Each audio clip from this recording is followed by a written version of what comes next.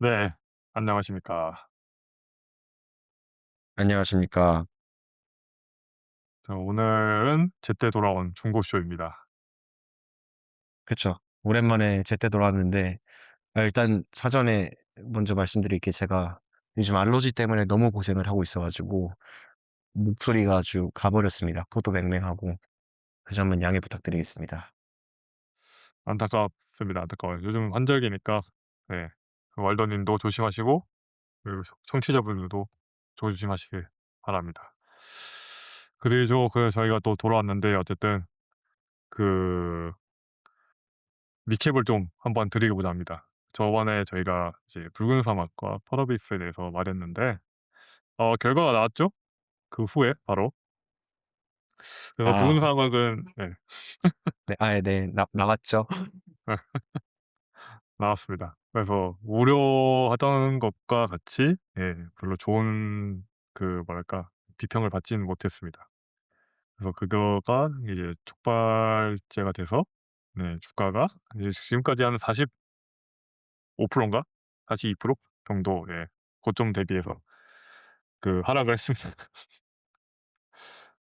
그리고 발표 첫날에는 이제 하한가였죠. 네. 하한가가 맞았고 그렇습니다. 그래서 지금 주가 상황은 한 계산 정확하게 못 해 봤는데 한 1 0 0만 장, 2 0 0만 장 정도의 아직 그걸 가지고 있지 않나. 그렇습니다. 그래서 아직은 좀 높은 편이고 JP 모건이 한국 JP 모건인 것 같은데 모르겠어요. 이거 사실인지는 알겠어요. 제가 지금 리포트를 직접 보진 못했는데 소문에는 이제 매도 리포트 이제 목표 주가 2만 원, 지금 41,000원인데 목표 주가 2만 원에 냈다고는 하는데 아마 사실인지 아닌지 모르겠습니다. 검증을 못 해 봤어요. 제가 리포트를 보지 못해서. 근데 이 목표 주가 2만 원은 좀 너무한 거 아닌가요? 그러니까 예전에 65,000원이었나 고점이? 그쵸. 네네. 그런데 이제 65,000원에서 2만 원까지 떨어지는 걸 생각을 하는 거면은 예를 들어서 그때 6만 5천 원의 밸류에이션이 우리 말포이 님께서 그냥 개인적으로 한번 계산을 해 보셨을 때 500만 장 정도가 팔리면은 어느 정도 적절한 밸류에이션이 되는 것 같다라고 말씀을 해 주셨으니 근데 6만 5천 원이 2만 원까지 떨어진다라는 거는 그냥 너무 이 펄어비스와 붉은 사막의 가치를 평가절하하는 게 아닌가 싶기도 한데 모르겠네요. 그쵸. 그래서 이제 이만 제가 믿지를 못하겠는 거예요. 이게 진실인지 아닌지 믿지를 못하는데 근데 원래 좀 뭐랄까 게임 주가가 그렇습니다. 이제 그리고 특히 펄어비스는 제가 말씀드렸던 대로 이제 더 이상 그게 재료가 없어요. 개발하고 있는 것도 현재 없고 출시할 것도 음. 없고 여기에 사활을 건 건데 이게 이렇게 돼 버리니까 이제 더 이상 없죠. 적자만 남았다. 이제 좀비 기업 수준으로 되는 건데 그래서 좀 아마 과도하게 반영되지 않나. 근데 제가 봤을 때는 미래에셋 레포트에서도 매도를 냈거든요. 그건 이제 나오기 한참 전에 매도한 거긴 한데 어쨌든 그런 측면에서 더더욱 조심을 하셔야 된다라는 거 하고 어 저희가 최초로 이제 실효율을 좋아요 대신 실효율을 받았고 붉은 사막과 관련돼서 이제 실효를 받았는데 아주 의미가 깊습니다. 저희는 소신 있게 이런 진실만을 말하는 거를 목표로 하기 때문에 또 오히려 훈장 같다. 좋습니다. 그러게요. 우리 붉은 사막의 열혈 지지자분께서 아마 실효를 주신 것 같은데 네 여러 가지로 의미하는 바가 있으니 저희한테 좋게 받아들이시죠. 저는 너무 좋아요. 저는 너무 좋아요. 일단은 제 예측이 어느 정도 맞았고 두 번째로는 예측을 못 하시는 분들이 화나는 게 좋습니다. 예. 그러면 우승이셨고요. 일단 진즉에 공부를 하셨어야죠. 그러게요. 이게 좀 재밌었던 게 예측 딱 맞으셨던 게 사실 그 메타크리틱 스코어 78 점을 받았잖아요, 붉은 사막이. 근데 78 점이 원래 일반적으로 봤을 때는 절대 나쁘다고 할 수 있는 숫자는 아닌데 근데 어찌 됐든 이미 펄어비스의 현재 주가가 과도한 그런 기대가 반영이 됐던 주가인 거고, 그런 주가를 유지 혹은 뭐 그 이상으로 아웃퍼폼 하기 위해서는 정말 엄청나게 좋은 메타크리틱 스코어가 필요할 것 같다. 그런 식으로 말씀을 해 주셨던 게 기억나 가지고, 아 진짜 78점 받았는데 바로 하한가를 맞는 모습을 보며 '역시 말포이 님의 식견이 뛰어나시구나.' 생각을 했습니다. 아 아니 뭐 그거 그 정도는 뭐 저만 할 수 있는 건 아니고 다들 하는 건데 네 음. 이제 뭐 조작감이나 이런 부분에 대해서는 어쨌든 좀 맞게 평가한 것 같아요. 그래서 그 조작감이 진짜 불편하다고 나왔고 그 예. 그 이제 철진한 그런 액션 버튼도 있고 뭐 그런 측면에서도 그렇고 뭐 맵도 이제 상당 부분 이제 그냥 공허하게 놔둬 있는 부분들도 예 그 MMORPG 특성상 그렇게 된 것 같고 예 그리고 일부분은 과장 마케팅? 그러니까 이제 사기 마케팅 뭐 그죠 없는 부분을 이제 트레일러에 넣은 부분들이 있어 가지고 그 부분은 좀 지켜봐야 될 것 같습니다 이제. 그 어쨌든 쪼끔 더 과장해서 혹은 없는 것들을 부풀려서 없는 것 부풀린 게 아니라 없는 거를 만들어서 이제 트레일러에 넣은 거기 때문에 그런 부분들은 이제 괘씸하다 볼 수 있죠. 네. 음. 이게 저희가 그렇습니다. 지난번에 얘기했던 이런 '과대 마케팅이 필요하냐?' 2 부에서 나눴던 주제죠.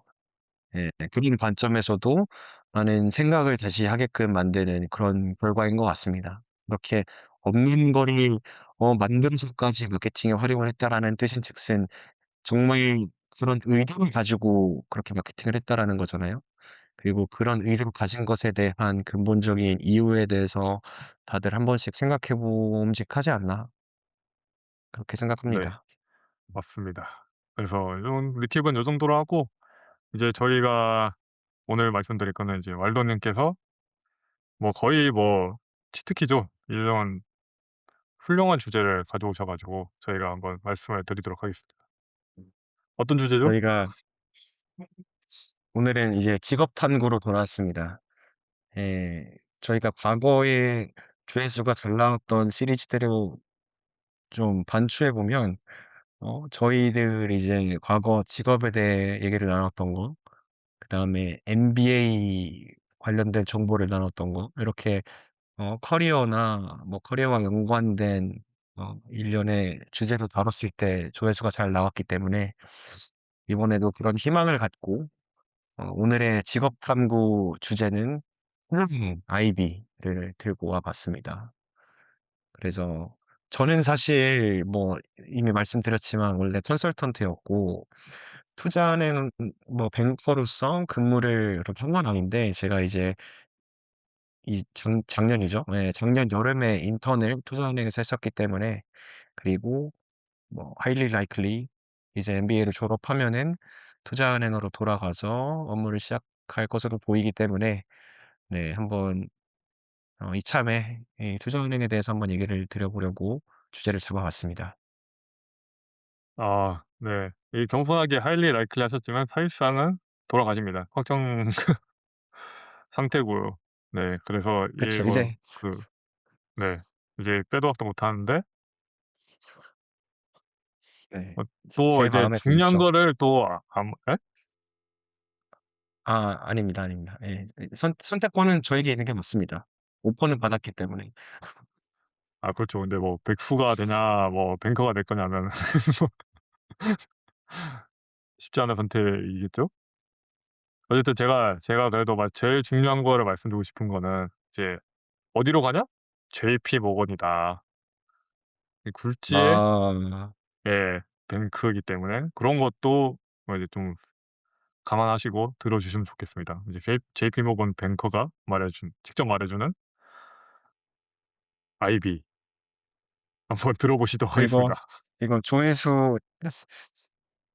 조회수를 달달하게 속된 말로 빨아 보려고 아 모든 요거는 투자들을 쇼츠로 만들어도 다 되지 않나? 집어넣는 거. 아 저 맞습니다. 예. JP모건. 그쵸. 그래서 이제 한번 그냥 대략적으로 지난번에 컨설팅에 대해서 설명드렸던 것처럼 개요 점 뭐 일단은 투자은행이란 무엇인가부터 해서 하나하나씩 한번 그냥 설명을 드려 보겠습니다. 그래서 예, 투자은행이란 사업 영역에 대해서 한번 먼저 말씀을 드려 보자면은, 일반적으로는 이 투자은행이라고 하는 이름 때문에 사람들이 흔히 '이런 은행들은 직접 투자를 지원하는 투자사다.' 이렇게 생각을 하시는데, 실상은 그렇지 않죠. 이 투자은행은 법인 클라이언트가 투자를 집행하고자 할 때 수반되는 다양한 업무를 돕는 역할을 일반적으로 수행합니다. 그래서 투자은행이라고 좀 불리게 된 거고, 가장 핵심이라고 할 수 있는 업무는 파이낸셜 어드바이저리, 이 외에 뭐 세일즈 앤 트레이딩 이렇게 다양한 업무들이 있긴 하지만, 이게 어떻게 보면 가장 이 투자의 꽃이라고 볼 수 있는 업무다라고 일단은 말씀을 드리고 싶고, 이 파이낸셜 어드바이저리에 수반되는 업무로는 자금 조달, 그다음에 인수합병 자문 이렇게 있다고 일단은 가장 윗단에서 말씀을 드릴 수 있을 것 같아요. 그래서 이 전체 투자은행의 조직 구조에 대해서 한번 하나하나씩 위에서부터 설명을 드리고자 하는데, 일단은 크게는 그 조직의 수익 창출을 담당하는 프론트 오피스, 그다음에 이런 프론트 오피스를 지원을 하는 미들 오피스, 백 오피스 이렇게 많이들 구분을 해요. 그래서 프론트 오피스에는 IBD, 아까 말씀드렸던 그 파이낸셜 어드바이저리, 재무 자문을 담당을 하는 그런 부서가 있고, 그다음에 세일즈 앤 트레이딩, 흔히 말하는 그 트레이딩 데스크, 예, 그런 부서가 있고, 그다음에 뭐 혹자는 여기에 이제 리서치도 프론트 오피스로 구분을 짓는 경우도 있는데, 리서치는 미들 오피스 아니면 프론트 오피스, 뭐 사람의 관점에 따라서 그렇게 좀 구분을 짓는 것 같아요. 일단은 예, 그렇게 있습니다. 그다음에 이제 미들 오피스로 넘어가면은 아까 말씀드렸던 리서치 여기에 포함이 될 수도 있고, 그다음에 뭐 리스크 관리, 이렇게 실질적으로 프론트 오피스가 본인들의 업무를 수행을 할 때에 좀 더 직결되게 지원을 해줄 수 있는 그런 서비스를 담당하는 부서들이 여기에 속해 있고요. 마지막 백오피스는 뭐 IT 아니면 인사 이렇게 뭐 거의 대부분의 조직에 수반되는 그런 지원 조직들이 여기에 해당한다라고 보실 수 있을 것 같아요. 결국에 이 ID라고 했을 때는 그래도 "돈을 벌어다 준다."라고 흔히들 표현하는 프론트 오피스가 가장 어 많이들 거론을 하는 그런 직종이고, 그중에서도 이 재무자문을 담당하는 IBD, 인베스트먼트 뱅킹 디비전, 그러니까 이 투자은행 안에서도 인베스트먼트 뱅킹 디비전이라고 그 부서가 따로 있는데, 이쪽을 다들 많이 선호를 합니다. 여기가 돈을 많이 주기 때문에. 뭐 그렇게 좀 이해를 하시면 될 것 같고, 그래서 이제 IBD로 조금 더 스코프를 좁혀서 '과연 이들은 어떤 업무를 하냐.'라고 한번 들여다보면은, 아까 제가 재무자문을 담당을 한다고 말씀을 드렸잖아요. 그리고 이 재무자문에서의 주요 업무는 자금 조달 그리고 인수합병 자문이다라고 했는데, 이 자금 조달 부분을 쪼끔만 더 쪼개서 보면은 크게 두 가지로 나뉘어져 있어요. 하나는 DCM, 이게 Debt Capital Market의 약자이고, 그다음에 다른 하나는 ECM, Equity Capital Market의 약자예요. 그래서 DCM은 부채 조달을 위한 채권 발행 등의 업무를 수행을 하고, 그다음에 ECM은 자본 조달을 위한 주식 발행 업무를 수행을 합니다.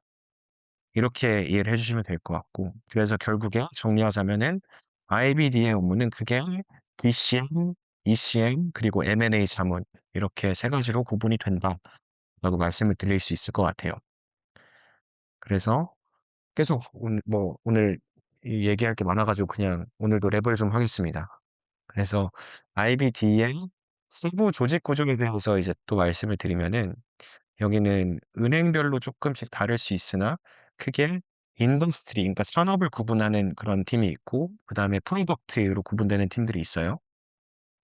그리고 대부분의 은행의 경우에는 레브핀, 이게 leveraged finance, 그다음에 차입 매수인 거죠. 의 약자인데, 레브핀이라고 하는 별도 프로덕트 그룹이 존재하고요. 이 레브핀 그룹은 차입 매수가 저희 예전에 많이 다뤘던 T가 흔히 진행을 하는 딜 구조이잖아요. 부채를 땡겨 가지고 인수를 하는데 활용을 하는. 그게 워낙에 되게 스페셜라이즈드 된 그런 투자 기법이다 보니까 여기에 되게 고도화된 그런 파이낸싱 역량을 필요로 해요. 그래서 이 그룹이 아예 따로 그걸 전담하는 그룹 프로덕트 그룹으로 보통 존재하고, 그다음에 각 산업별로 팀이 존재해요. 예를 들어서 TMT, 테크놀로지 미디어 텔레콤의 약자인데, 이 산업을 포괄하는 팀이 하나가 있고, 뭐 인더스트리얼즈 산업재, 예를 들어서 뭐 자동차 아니면은 뭐 건축자재, 이런 산업들을 포괄하는 팀이 있고, 아니면은 뭐 리테일, 컨슈머 굿즈, 이런 그 소비재 관련된 산업을 다루는 뭐 조직이 있고, 이런 식으로 그 산업별로 팀이 구성이 되어 있고, 이런 팀은 해당 산업 안에서의 전반적인 ECM, M&A, 그리고 레브핀을 제외한 나머지 DCM 업무를 포괄적으로 지휘를 한다, 이렇게 봐 주시면 될 것 같아요. 근데 이제 JP 모건 같은 경우에는 조금 특이한 게, 레브핀 말고 M&A도 별도 프로덕트 그룹으로 존재합니다. 여기에서 이 M&A 그룹은 M&A 업무 전체를 완전 전담을 하는 건 아니고, 아까 말씀드렸던 그 산업별 팀과 같이 이제 어 잇몸처럼 이제 프로세스를 진행을 하는데, 이 M&A 딜에서 업무를 좀 분담을 해서 각자 더 잘하는 영역을 더 효과적으로 진행을 하기 위해서 이렇게 팀이 나눠져 있다라고 봐 주시면 될 것 같고, M&A 그룹은 이 딜 안에서 밸류에이션이나 뭐 파이낸셜 테크니컬리티를 요구를 하는 그런 업무들, 그리고 이제 M&A 딜 프로세스를 차질 없이 진행시키기 위한 딜 execution 관련된 업무들을 많이 진행을 하고, 그 산업별 팀, 인더스트리 그룹이라고 표현을 할게요. 인더스트리 그룹 같은 경우에는 M&A 프로세스에서 초기 단계에 이제 마케팅 자료를 만들어야 돼요. 이 우리가 뭐 그 주관하는 이 타겟 회사에 대한 자료를 만들어야지 관심 있는 사람들이 이 자료를 보고 "저 이거 관심 있어요. 살래요."라고 의견을 표명할 수 있으니까. 그래서 이런 마케팅 자료를 만드는 데 이제 주로 투입이 됩니다. 그래서 "이런 식으로 좀 구분이 된다."라고 말씀을 드릴 수 있을 것 같아요. 그러면 한번 정리를 좀 해 보자면은, 일단 IB는 그 총괄 투자은행 큰 이제 JP모건 같은 회사에서 프론트 오피스, 뭐 프론트 오피스, 미들 오피스, 백 오피스 나눠져 있으면, 이제 프론트 오피스에서 돈을 이제 많이 벌어다 주는 역할을 하는 거죠. 그래서 그 세부적으로 IB를 들어가면은 이제 다시 DCM, ECM, 그리고 M&A로 이렇게 나눠지게 되고, 그 프로덕트들은 이제 산업별로 나눠지기도 하고, 그 회사에 따라서 M&A라는 별도 부서들도 있을 수 있고, 이렇게 나눠지게 되고, 그중에서 M&A는 이제 M&A 전문으로 이제 어떤 뭐 딜 execution이나 뭐 이런 것들을 맡아서 다 한다, 이렇게 보면 되는 걸까요? 네, 맞습니다. 아주 정리를 잘해 주셨네요. 우리 약간 이 그동안에 이제 말코이 님이 멋있게 잘 말해 주시면 제가 정리를 하는 역할을 많이 했었는데, 아주 훌륭하십니다. 이번에는, 저는 뭐 정리를 잘 못하고, 원래 얼더님이 잘하시던데 따라했습니다. 많이 서당계로 많이 배웠죠. 어쨌든 그렇게 이렇게 나눠지게 되는데, 그러면은 어떤 뱅크들은 어떤 게 있나요? 이 미국에 워낙 시장이 크잖아요, 엄청. 그래서 이제 또 많은 뱅크들이 있을 것 같은데, 뭐 한국에 계시면은 잘 모를 수도 있을 것 같아요. 그래서 혹시 뭐 설명을 해 주실 수 있나요? 네, 좋습니다. 저는 이거 미국 기준이고, 한국은 사실 구분이 좀 다르죠. 한국은 보통 이제 토종 증권사, 그다음에 외사, 이렇게 구분을 그냥 짓고, 외사라고 하면 이제 뭐 JP 모건이나 골드만삭스, 이런 글로벌 투자은행들, 그다음 한국 증권사는 뭐 하나증권, 미래에셋증권, 이런 한국 토종 증권사들을 의미하는 거고. 근데 이제 미국 같은 경우에는 크게 어 세 가지, 더 크게는 네 가지 구분으로 좀 나뉘어져요. 이제 흔히는 DB라고 해서 벌지 브래켓의 약자인 거고, 또 하나는 EB, 이건 엘리트 부티크의 약자고, 또 하나는 미들 마켓. 이 세 가지가 가장 흔히들 좀 인식을 하는 구분이고, 마지막으로 뭐 스몰 부티크, 그냥 일반적인 부티크 은행들, 이렇게까지도 좀 넓은 의미로는 볼 수 있을 것 같고, 이러한 구분은 은행의 사업 영역 그다음에 은행들이 주로 참여하는 딜의 규모에 따라서 구분이 된다라고 봐 주시면 될 것 같아요. 그래서 일단 첫 번째로 BB에 대해서 말씀을 드려 보자면은 이런 BB에 해당되는 은행들은 기본적으로 그 재무자문 (Financial Advisory)도 하고 Sales and Trading도 하고 뭐 리서치도 하고 한마디로 거의 모든 투자은행의 사업 영역을 다 포괄을 하는 그런 은행들이 여기에 포함이 되고 어 더 나아가서 상당수의 BB 은행들은 이런 인베스트먼트 뱅크뿐만이 아니라 리테일 뱅크까지 함께 보유하고 있는 경우가 많습니다. 리테일 뱅크라고 하는 건 흔히 우리가 이해하고 있는 그런 그 소비자 대상 은행 업무를 의미를 하는 거거든요. JP 모건이 이제 얘네 투자은행이라고 하면은 체이스, 이게 미국에 있는 메이저 그 리테일 뱅크인데 이 체이스를 같이 갖고 있으니까 JP 모건 체이스. 이것도 하나의 예가 될 수 있고 뭐 뱅크 오브 아메리카도 그렇고 뭐 시티은행도 그렇고 이런 BB로 구분이 되는 은행들은 리테일 뱅킹도 같이 갖고 있다. 이렇게 말씀을 드리고 싶고 그다음에 딜 규모 관점에서는 보통 라지 캡으로 구분되는 큰 사이즈의 딜을 많이 하는 은행들이에요, BB는. 이거를 뭐 절대적인 기준은 아니지만 통상적으로 그 달러 기준 20억 달러보다 더 큰 딜 사이즈를 라지 캡이라고 합니다. 요즘 환율로는 3 조죠, 3 조. 그래서 엄청 큰 규모의 딜들을 하는 은행들을 BB라고 한다. 여기에 포함이 되는 은행들은 아까 말씀드렸던 JP 모건도 그렇고 골드만삭스, 모건 스탠리, 뱅크 오브 아메리카, 시티, UBS, 바클레이즈 이런 은행들이 있어요. 다들 많이 한 번씩은 들어보셨을 만한 그런 큰 은행들이 여기에 포함이 된다. 이렇게 말씀을 드리고 싶고 그다음에 EB, 엘리트 부티크는 사업 영역이 일반적으로는 파이낸셜 어드바이저리에 한정되어 있어요. 세일즈 앤 트레이딩 이런 거는 잘 안 하고 재무 자문 중심으로 보통 사업을 영위를 한다. 그다음에 이 엘리트 부티크에 포함이 되는 은행들은 딜 규모 관점에서는 마찬가지로 BB와 마찬가지로 라지 캡 중심으로 딜을 많이 해요. 그러니까 20억 달러 이상의 큰 규모의 딜들을 많이 하는 되게 유망하고 큰 은행들이고 여기에 포함되는 은행들은 에버코어, 라자드, 센터뷰, 뭐 PJT 이런 은행들이 있어요. 이게 업계 사람들한테는 엄청 유명한 은행들인데 일반인들한테는 사실 많이 알려지지 않은 은행들이죠. 왜냐면 사실 일반인들 입장에서는 이런 은행들을 접할 일이 없으니까. 리테일 뱅킹도 없고 뭐 뉴스에서 진짜 이런 인수합병에 관심 많은 사람들이 아니면은 흔히 볼 수 있는 이름들도 아니고 그러다 보니까 잘 모르시는 분들도 많은데 되게 극고 유명한 회사들입니다 다. 은행들입니다. 그다음에 미들마켓의 경우에는 여기도 마찬가지로 대개 사업 영역은 그 재무자문으로 한정이 되어 있어요. 근데 딜 규모가 아까 말씀드렸던 라지캡이 아니라 미드캡 중심의 딜들을 많이 진행을 하는 은행들이다라고 봐 주시면 될 것 같고 이 미드캡에 해당되는 일반적인 딜 규모가 20억 달러 이하 그다음에 오 오천 아 5억 예 5 억이죠. 예 5억 달러 이상 이렇게 좀 봐 주시면 될 것 같습니다.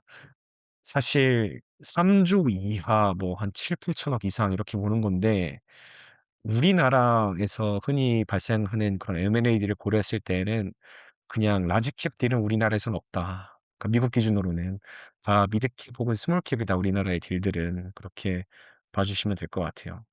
그러니까 사실 이러한 현실 자체가 미국의 그 M&A 시장이 얼마나 큰지를 좀 단적으로 보여주는 것 같아요. 우리나라에서는 대형 딜이라고 하는 게 뭐 1조 원 이상 넘어가면은 대형 딜이라고 하는데 미국에서는 1조 원짜리 딜이면은 미들 마켓으로 구분이 된다. 예 그렇게 봐 주시면 될 것 같습니다.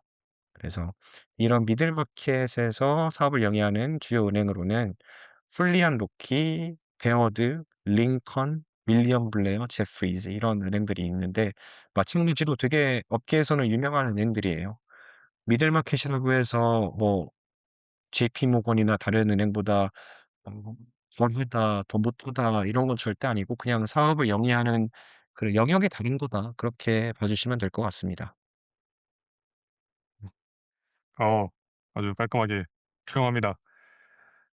저희 많이 못 들어본 은행들도 많으실 텐데 특히 미국에 있는 은행들이기도 하고, 그것도 이제 아무래도 전문적인 이제 B2B라고 하는 그런 이제 사업 영역을 하다 보니까 잘 모르실 텐데, 어 정말 큰 은행들이고 뭐 이제 다른 엘리트 부티크 아니면 뭐 미들마켓 같은 경우에도 전 세계에 이제 지점이 있어서 다 이런 걸 수행하고 있습니다. 그래서 다 훌륭한 은행들이라고 보시면 되고, 그러면 그래도 궁금하신 분들이 있죠. 그러면은 이제 가서 뭘 하냐? 그리고 일단은 가서 뭘 뭐래 그 직급 가서 나는 뭐 어떻게 해? 승진 어떻게 하냐? 구조가 어떻게 되냐? 이런 거 제일 궁금하시죠? 어떻게 되나요? 네. 일단은 직급에 대해서 그냥 간단하게 말씀을 드리자면은 보통 주니어 뱅커라고 보는 애널리스트, 그다음에 어쏘 그렇게 있고, 그 이후에 약간 중간 관리자급 뱅커로 VP, 이게 베이스 프레지던트의 약자거든요. 이게 직역하면 부사장이잖아요. 그래서 막 가끔 링크드인에 이 사람 무슨 28 살인데 부사장이야. JP모건 부사장이래."라고 하면은 다들 와 막 오해를 하시는데, 우리가 아는 그런 부사장이 아닙니다. 여기에서는 직급이에요. 예예. 그다음에 이제 좀 그 중간 관리급을 넘어서서 이 딜을 리드하고 뭐 따오고 그런 역할을 수행하는 디렉터, 마지막으로 MD 매니징 디렉터, 이렇게 좀 구분이 되어 있고, 그냥 한이니 말씀드리면 이제 대졸 신입으로 들어가는 직책이 애널리스트예요. 대학교를 졸업하고 처음에 이제 입사를 하면은 애널리스트로 통상 한 3년 정도를 근무를 하게 되는데, 3 년을 딱 꽉 채우면은 이제 보통 어쏘로 승진을 하거나, 요즘에는 근데 사실 어쏘로 가는 경우 많이 없고 한 2년 정도 한 다음에 PE로 넘어가는 경우가 되게 많아요. 특히 큰 그 투자은행에서 일하는 애널리스트일수록.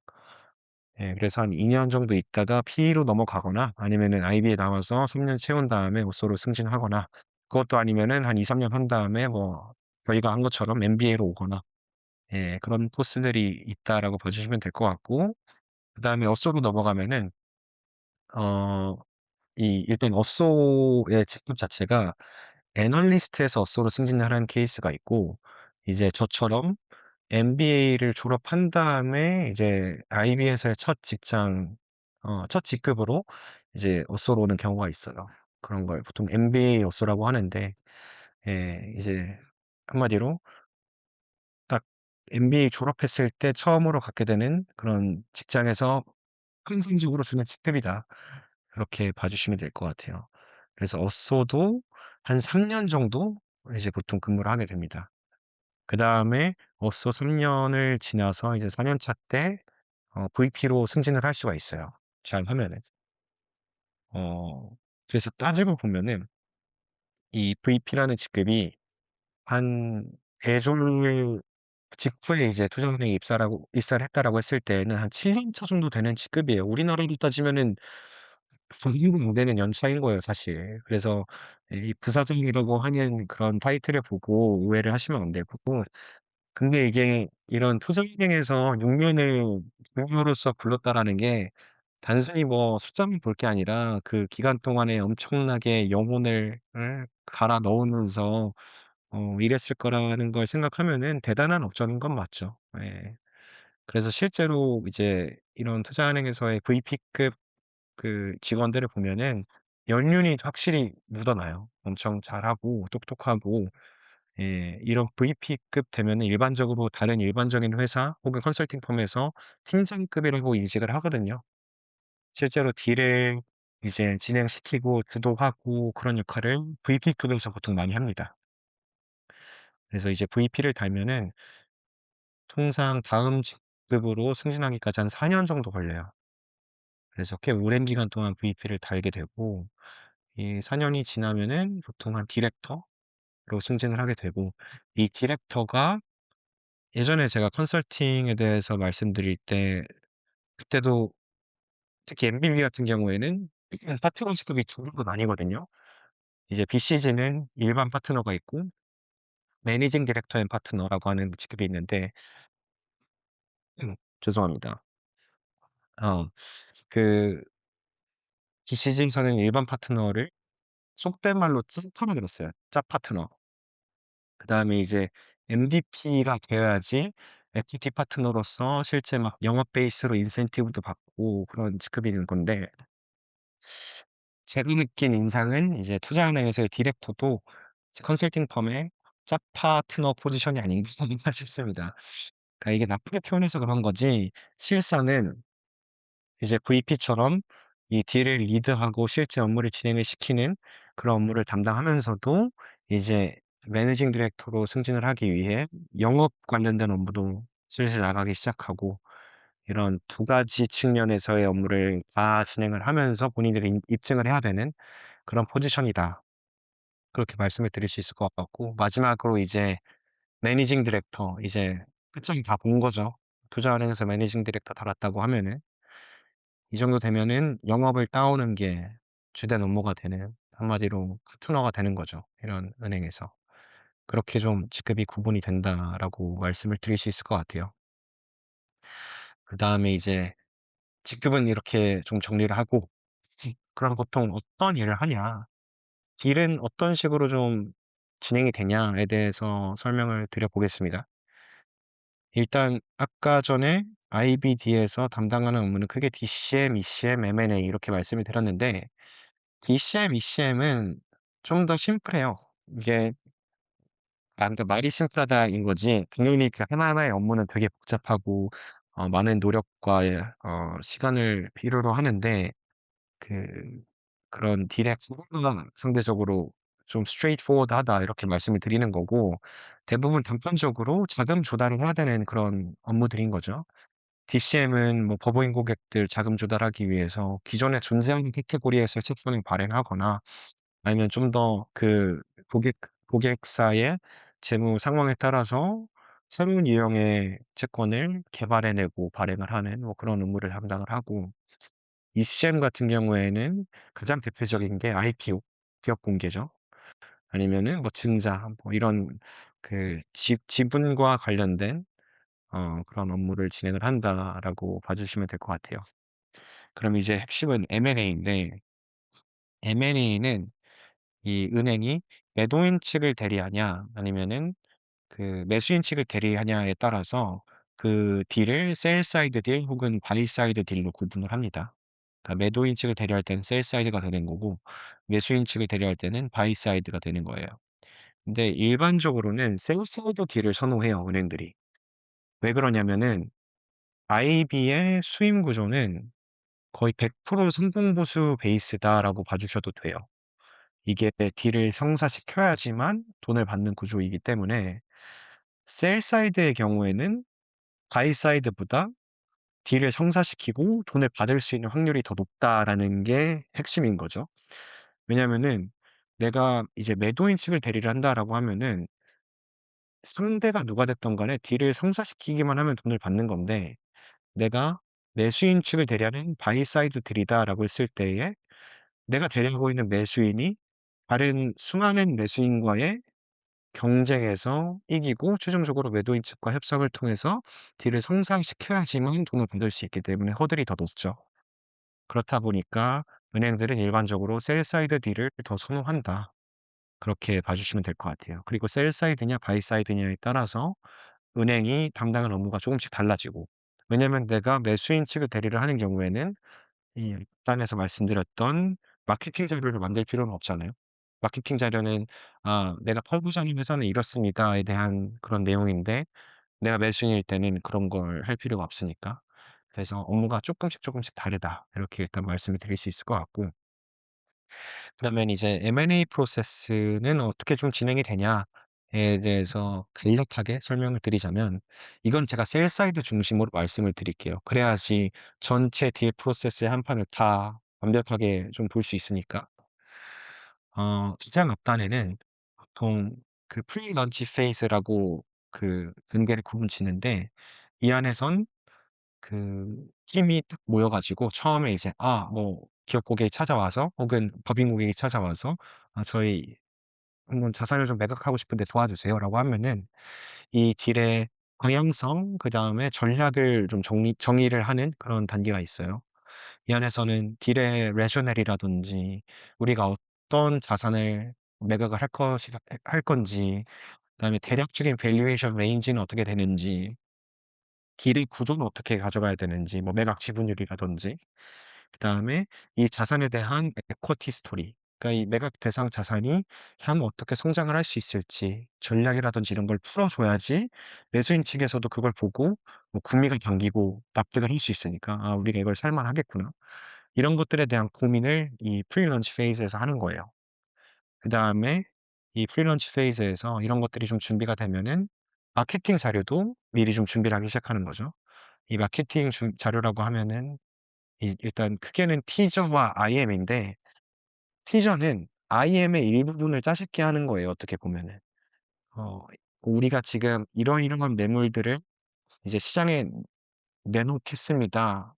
시장에 나와 있습니다."라고 하는 한 10 페이지에서 20 페이지 정도 되는 좀 짧은 그런 자료인데 이 안에 이 confidential하지 않은 선에서 이 회사에 대한 내용들이 담기는 거죠. 간략한 재무 정보라든지 사업 정보, 이게 왜 매력적인 회사고 이게 왜 매력적인 산업인지 이런 것들에 대한 자료인 거고 IM은 그것보다 조금 더 디테일하게 그 재무 상황과 사업 전략 이런 거에 대해서 쭉 담겨 있는 그런 자료이고 IM은 통상적으로 IM이 인베스트 메모랜덤의 약자이고요, 일단은.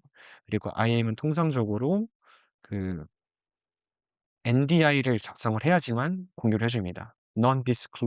NDA 죄송해요. NDA Non-Disclosure Agreement를 작성해야지만 이제 공유를 해 줍니다. 그만큼 센시티브한 정보들이 많이 담겨 있어요.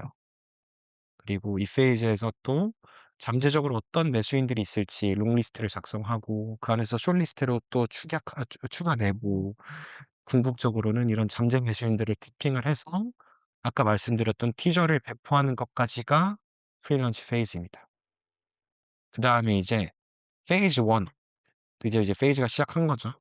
이 페이즈 1 으로 넘어가면은 티저를 배포를 하고 이 티저를 보고 관심을 보이는 투자자들이 있을 거잖아요. 그럼 이런 투자자들의 잠재적 투자자들에 대한 풀을 형성을 하고 이들을 대상으로 아까 말씀드렸던 NDA 비밀 협약서죠. 체결한 다음에 IM을 배포해요. 그다음에 이 IM을 기반으로 한 2 주, 1 주, 2주 이렇게 시간을 주면은 그 잠재적 그 매수자들이 내부적으로 숫자들을 돌려보고 논의도 해 보고 고민도 해 보고 '아 이거 한번 도전해 볼 만한 그런 자산인 것 같다.'라고 하면은 대략적으로 어느 정도 가격에 매수하겠다라는 금액을 적어서 그 LOI라고 하는 그런 의향서를 내요. Letter of Intent의 약자인데 혹은 Non Binding Bid라고도 표현을 해요. 그러니까 의무가 없는 비딩인 거죠. 그러면 이제 그 숫자를 가지고 쭉 이제 그 모든 잠재적 매수자들한테 이 LOI를 받고 가격들을 한번 받겠죠.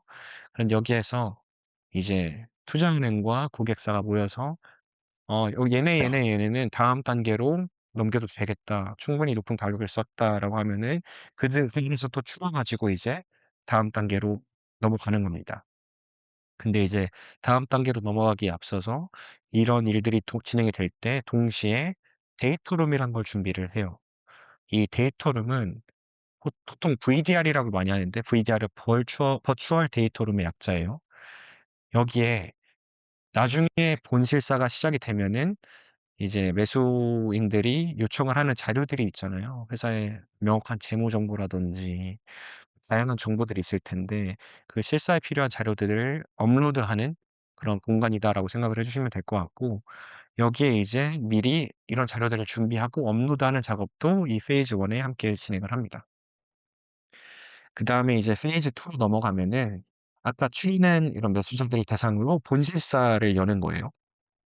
그러면은 이 잠재적 매수인들이 아까 말씀드렸던 데이터룸에 접속을 해서 이런 자료들을 다 다운받은 다음에 본인들이 실사를 진행을 하는 거예요. 이 실사 안에서는 제가 예전에 컨설팅 펌에서 했던 그런 CDD Commercial Due Diligence도 있고 뭐 Legal Due Diligence도 있고 Financial Due Diligence도 있고 이렇게 각 잠재적 매수인별로 실사단이 꾸려지면서 되게 세부적으로 면밀하게 이 회사에 대한 모든 것들을 파악하고 그걸 기반으로 이 회사의 적정 가치가 얼마인지를 산정을 해내는 그런 작업이 한 4 주에서 6주 정도 진행이 됩니다.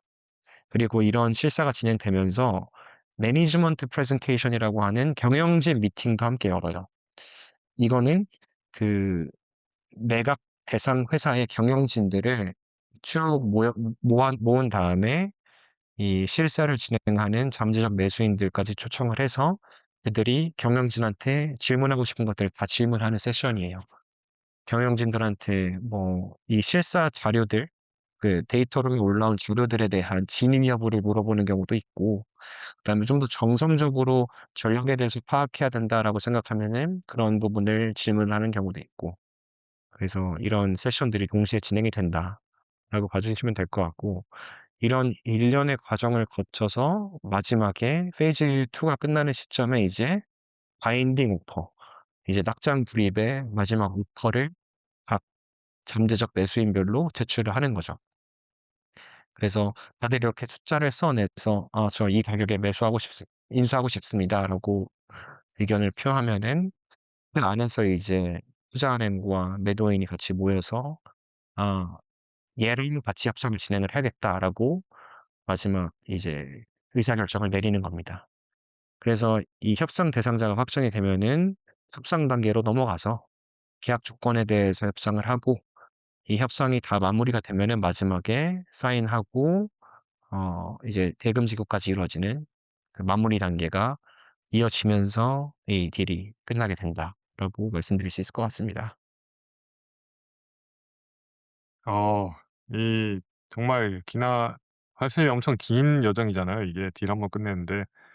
근데 이걸 딱 압축해서 핵심만 말해 주시는 게 아주 좋습니다, 너무. 이게 속속 이해가 잘 되는데, 특히 이제 티저 뭐 IM 그리고 LOI 이런 용어들은 뭐 IB나 투자 이런 데서 다 엄청 많이 쓰이는 용어들이니까 이런 용어들이 어떻게 쓰이는지에 대해서는 또 이제 좀 개념을 안아 주시는 게 좋을 것 같습니다. 아주 훌륭한 정리였고, 네. 그러면은 이렇게 딜을 해. 딜을 했는데 돈은 그럼 어떻게 받아요? 이 아주 중요하잖아요, 어쨌든. 이거 딜을 다 했어. 그 돈을 어떻게 받냐? 좋은 질문입니다. 이게 아까 말씀드렸던 것처럼 대부분 100% 성공 보수 베이스예요. 그래서 결국에 이 딜이 성사되어야지만 돈을 받는 구조인 거고 M&A 같은 경우에는 전체 딜 규모가 있을 거잖아요. 뭐 이 회사를 예를 들어서 뭐 한 2조 원에 매각을 했다라고 하면은 그 2조 원이 딜 규모가 되는 건데 이 딜 규모에서 특정 퍼센티지를 성공 보수로 받아요.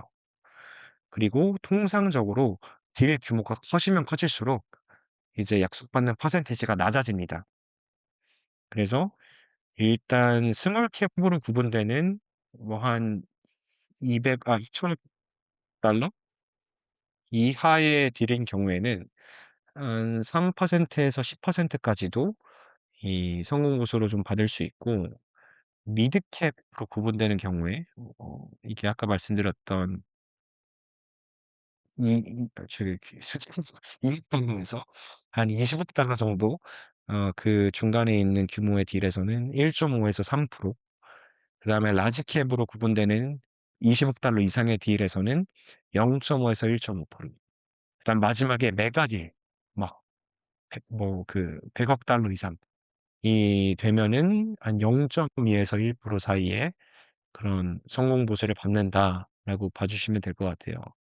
가령 그 최근에 저희가 다뤘던 워너 브라더스 딜 같은 경우에는 말도 안 되게 큰 메가딜이었죠.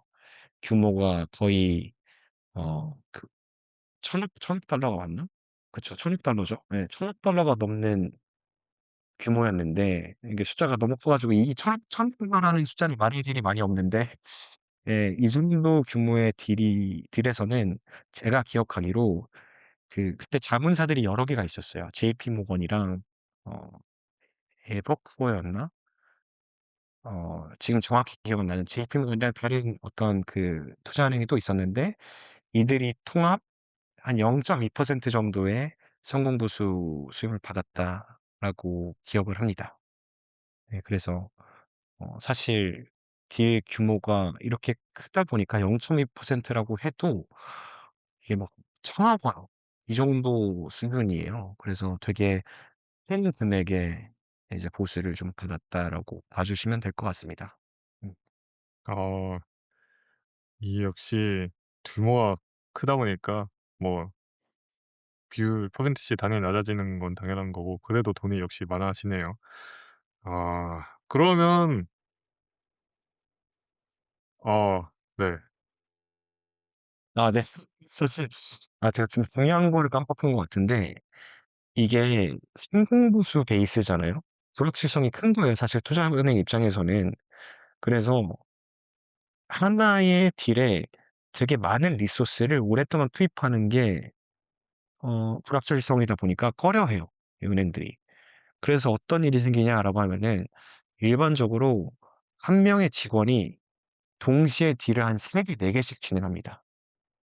이게 투자은행에서 일하는 사람들이 막 90 시간, 100 시간씩 일하는 가장 큰 원흉인데 이게 보통 딜 하나가 셀 사이드라고 하면은 진행이 뭐 길게는 1 년까지도 걸리다 보니까 1년 동안 하나의 인력을 이 딜에다가 묶어 놓는데 이게 빠그라지면은 돈도 못 받고 너무 큰 손해잖아요. 그래서 보통 한 3개 내지 4 개의 딜을 동시에 진행을 한다, 직원당. 예, 그렇게 봐 주시면 될 것 같습니다. 좋은 부분을 짚어 주셨어요. 이 워라밸과 관련되는 거잖아요. 그래서 이렇게 주니어 어쨌든 뭐 제가 봤을 땐 뱅커 다 비슷할 것 같은데 한 뭐 80에서 100 시간 정도 일하는 게 사실인가요? 예, 사실입니다. 기본 기본 80 시간인 것 같아요. 주죠. 주당 per week. 그쵸. 콜 위크 맞아요. 사실 저 컨설팅에 있을 때에도 중국 컨설팅 같은 경우에는 80 시간은 일하는 것 같거든요. 그러니까 제가 속해 있던 팀은 쪼끔 더 빡센 걸로 유명해 가지고 더 많이 일하긴 했는데 어찌 됐든. 근데 이제 미국 같은 경우에는 "컨설팅은 상대적으로 좀 더 워라밸이 좋다. 한 60 시간 정도 일한다." 이게 통상적인 견해고 투자은행은 미국의 경우에도 80 시간 넘게 일을 하는 것 같아요. 그리고 제가 이제 경험해 본 바 주말 없이 일합니다. 컨설팅에서는 그래도 토요일 하루 정도는 보장을 해 주는데 이제 투자은행은 보장 따위 없다. 보장하는 윈도우가 딱 명확해요. 이제 전 JP 모건에서 일했었으니까. JP 모건은 딱 금요일 오후 6 시부터 토요일 오후 12 시까지 이제 우퍼시 보장해 줍니다. 그러니까 일 주일에 토요일 하루 정도는 늦잠 잘 수 있게 해 줄게. 나머지는 이제 늦잠은커녕 항상 5분 대기조처럼 일할 준비를 하고 있어라. 예, 그렇게 업무가 진행이 되더라고요. 사실 쉽지 않은 것 같은데 그만큼 보상도 있겠죠? 또 보상에 대한 부분에도 얘기 안 할 수가 없는데, 이 궁금하신 분들 좀 많을 것 같은데 뭐 대략적으로라도 밝힐 수 음. 있다면은, 이제 뭐 사실은 이제 네. 보통은 비밀이긴 한데. 음. 진짜 모든 걸 다 제가 아는 선에선 까발려 드리겠습니다. 이게 미국 기준이에요. 다 미국 기준으로 보통 가장 보수를 많이 주는 은행들은 아까 말씀드렸던 BB, EB, MM 미들 마켓 구분에서는 EB 은행들이 제일 많이 줘요. 좀 일반적으로 생각하기에는 BB에 해당되는 골드만삭스, 뭐 JP 모건 이런 데가 제일 많이 주겠지라고 생각하시는데 돈 자체는 EB에 있는 에버코어 아니면은 뭐 캐털리스트, 센터뷰 이런 데가 제일 많이 줍니다. 그걸 일단 말씀을 드리고 물론 격차가 엄청 크진 않아요. 예, 일단 그렇게 말씀드리고 통상 대졸 신입으로 입사를 하는 애널리스트의 경우에 제가 애널리스트는 정확히는 모르는데 제가 알기로 기본급이 한 110,000,000 달러 정도 되는 걸로 알고 있어요. 요즘 환율로 거의 한 1,600,000 정도 1,600,000-7,000 되는 거죠. 음. 근데 이제 여기에 보너스도 받습니다. 인센티브로 연말에 보통 그 기본급의 한 적게는 한 30-40% 에서 많게는 100% 까지 인센티브를 받습니다. 그래서 애널리스트는 뭐 한 110,000,000 불이 기본급이라고 하면은 보태도 한 5-6만 불 정도는 인센티브로 추가로 가져가는 구조. 그래서 다 합치면 한 17-8만 불 정도 되죠. 그러면은 얼마야? 거의 한 2억 5천, 6천 정도 되는 금액을 이제 대학교 막 졸업한 23 살짜리들이 받습니다. 그다음에 연차 애널리스트 안에서 1 년씩 올라갈수록 뭐 기본급이 소폭 상향되는 그런 은행들이 있고, 아니면은 그런 애널리스트 안에서는 연봉 변동 없고 쏙 올라갈 때 뭐 크게 띄워주는 회사가 있고, 그리고 조금씩 다 다른데 그렇다 그렇게 봐 주시면 되고, 이제 어쏘는 이제 제가 잘 알죠. 이거 말하면 이제 내 연봉이 공개가 되는 거구나. 예, 근데 일단 다 말씀을 드리자면은 기본적으로 한 175만 불로 기본급이 세팅돼 있어요, 어소 1년 차는. 여기에 이거는 기본급 17.5만 불은 아까 말씀드렸던 벌지 브래킷 거의 대부분이 다 이렇게 주고, 미들 마켓도 거의 대부분 이렇게 주고, 근데 엘리트 부티크에서 아까 말씀드렸던 돈을 좀 더 많이 주는 은행들이 있잖아요. 에버코어나 캐틀리스트. 이런 데는 제가 알기로 200,000불 줍니다, 기본급. 그리고 어 인센티브의 경우에는 진짜 은행별로 되게 베리에이션이 큰데, 그냥 통상 기본급의 50에서 100% 사이를 준다라고 이해를 해 주시면 될 것 같아요. 그래서 어쏘다라고 하면은 기본급 17.5만 불에 인센 뭐 잘 터지면은 뭐 한 15만 불 언저리 받는 거고, 잘 안 터지면은 뭐 한 10만 불 이렇게 받는 거고. 네, 그렇게 좀 봐 주시면 될 것 같아요. 그래서 토탈 컴프 기준으로는 그냥 얼추 한 30만 불 정도 받는다. 요즘 환율로 거의 뭐 한 4억 5천 정도 받는 거죠. 네. 맞나? 4억 5천이 아닌가? 맞습니다, 네. 맞습니다. 네네네. 그쵸. 그렇게 맞으면 되고, 이제 연차가 올라갈수록 소폭의 기본급 상승이 있다. 뭐 여수 2 년차 되면 한 20만 불, 3 년차 되면 한 22만 불 이렇게 되고, VP가 되면은 제가 알기로 기본급 한 5만 불 정도 되고, 인세는 거의 대동소이할 거예요, 퍼센티지 자체는. 한 50에서 100% 정도 되는 거고. 그다음에 이제 디렉터랑 MB 같은 경우에는 제가 정확히는 모르는데, 제가 알기로 이때부터는 기본급의 상승이 엄청 크진 않은 걸로 알고 있어요. 그래서 인센으로 되게 많이 받는 구조이고, 디렉터가 기본급이 뭐 이거 진짜 제가 정확히 몰라요. 한 30에서 40만 불 정도 받는 것 같고, MB 달아도 기본급은 한 50만 불 정도 받는 것 같고. 근데 이제 인센이 되게 많이 터지다 보니까 MD는 토탈 컴프 기준으로 보통 뭐 한 1.5 밀리언에서 2 밀리언 정도 받는다. 그러니까 150에서 200만 불이니까 거의 뭐 한 2-30억 받는 거죠. 예. 그렇게 봐 주시면 될 것 같습니다. 어 이거 뭐 주 100 시간 할 만한가요?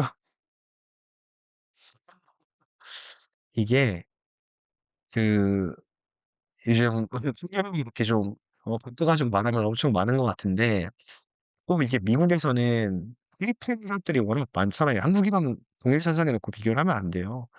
제 친구들 저기 뭐 빅테크에서 일하는 친구들 많이 있는데 한 주에 30 시간 정도 일하면서 비슷하게 받아가는 친구들 많이 있습니다. 그래서 막 그 엄청 당연히 많은 금액이긴 한데, 이게 그 100 시간을 justify 할 만큼 많은 돈이냐는 잘 모르겠어요, 사실. 네.